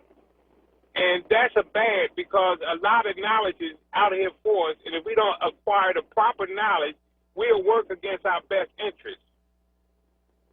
No, I hear you. Definitely. I appreciate your call. Stanley from North Philly. Yeah, the reading component, too. We need to make sure we get people interested in reading. I see the phone lines lighting up, 215-634-8065, 215-634-8065. One of the things that I say, you know, certain things should be common knowledge. You know, like these events in history, as far as what I like to call white welfare, you know, these handouts, right? So when people start talking to you, you could look and be like, how are you going to say that to me when you know, like, you need to really be able to push back effectively with lessons of history. And one of the things that I always say is, you know, Dr. King talked about the possibility of integrating us into a burning house. Dr. King's last sermon was talking about where America might go. If you know the title, you know what I'm referring to. And Dr. King talked about when we come to Washington, we're going to be coming to get our check. So I say we need to play, we probably played the audio before we head out today. We need to play that audio as much or far more than we played I Have a Dream. Because we don't want to just have a bunch of people dreaming and hold hands with people. We want to have people coming to get their check. So if you want to raise a nation of people, you want to raise a nation, you know, predicated on the desire and the fight and the continued pursuit of reparations, then when you play the check more than you play the dream. Like, you know, you got to prioritize these things. Now, he's a great orator. Play all the speeches you can of the great Reverend Dr. Martin Luther King Jr. But I'm saying if there's one they need to know, you know, they learn by heart in school and all that. No, they need to learn that. We coming to get our check. So Derek from North Philly, thank you for waking up with Word. Good morning, Reverend Professor. Good morning. Love, peace, yes. Love, peace, blessing, and prosperity. You know, Professor, one of the things I think that is important for us to go back to is that we stopped having the conversation of slavery and enslavement. I remember trying to talk with some of the elders, and it was too painful for them to talk about. And in other cases, people were moving forward, as it were, to get jobs and things like that, which didn't pan out for economic base, but it did make some of us rich. So I think basically, fundamentally, we should go back to holding the conversation in our households with our young children, with the young adults, and with the mature adults. We just need to talk about it. And when we stop talking about it, who was pleased with that? The people who oppressed us. They love the fact that if we're not talking about it, then maybe we're ignorant to the facts, and which we are ignorant to the facts. So can we hold conversation, family, you know, amongst ourselves about what enslavement was about and how it affects us to this very day, and which is the reason why we're putting reparations on the table. If it didn't mean anything, we wouldn't be going through all this. So let's bring it back into the forefront and no longer in the background. Slavery and enslavement, two different subjects. Yeah, and plus, even in terms of the basic things like the genealogy checks, because now technology is making it so we can better connect with our past, and they should be pushing. First of all, that should be free for us. Like we talk about a right of return. People can go to Israel for free if they just claim. Like, we should be able to go to Africa for free and at least get our mouth swabbed for free. Why are we paying hundreds of dollars to get our mouths swabbed, y'all? The government should be underwriting that. Put it this way, that should at least be a tax write-off. African-American, if I check off African-American and I say I want to find out where I'm from, you know darn well why I don't know. You should. I could keep going all day with the ways that we could institutionalize reparations. I didn't even get to the check yet. I talked about right of return. I talked about, man. Dr. Martin Luther King Jr., the great Reverend Dr. Martin Luther King Jr. talks about when we come to Washington, we come to get our check. He talks about the disproportionate level of handouts that whites got and the hypocrisy of them telling us to pick us up by our bootstraps. Every young person should hear this. I played it before, and I will play it again if I ever get the chance. Let's go, Queen Kwesa. At the very same time that America refused to give the Negro any land, through an act of Congress, our government was giving away millions of acres of land in the West and the Midwest, which meant that it was willing to undergird its white peasants from Europe with an economic floor. But not only did they give the land, they built land-grant colleges with government money to teach them how to farm. Not only that, they provided county agents to further their expertise in farming. Not only that, they provided low interest rates in order that they could mechanize their farms. Not only that, today many of these people are receiving millions of dollars in federal subsidies not to farm, and they are the very people telling the black man that he ought to lift himself by his own bootstraps. And this is what we are faced with, and this is the reality. Now, when we come to Washington in this campaign, we are coming to get our check. And in Philadelphia, in this campaign, y'all lucky I wasn't in the building last night. Cause shouts out to Attack, shouts out to Cobra, because y'all know we're going to make sure every last candidate running for anything that ever approaches a mic in this city will be answering the question, where do you stand on reparations for African Americans? Ain't nobody playing no games around here.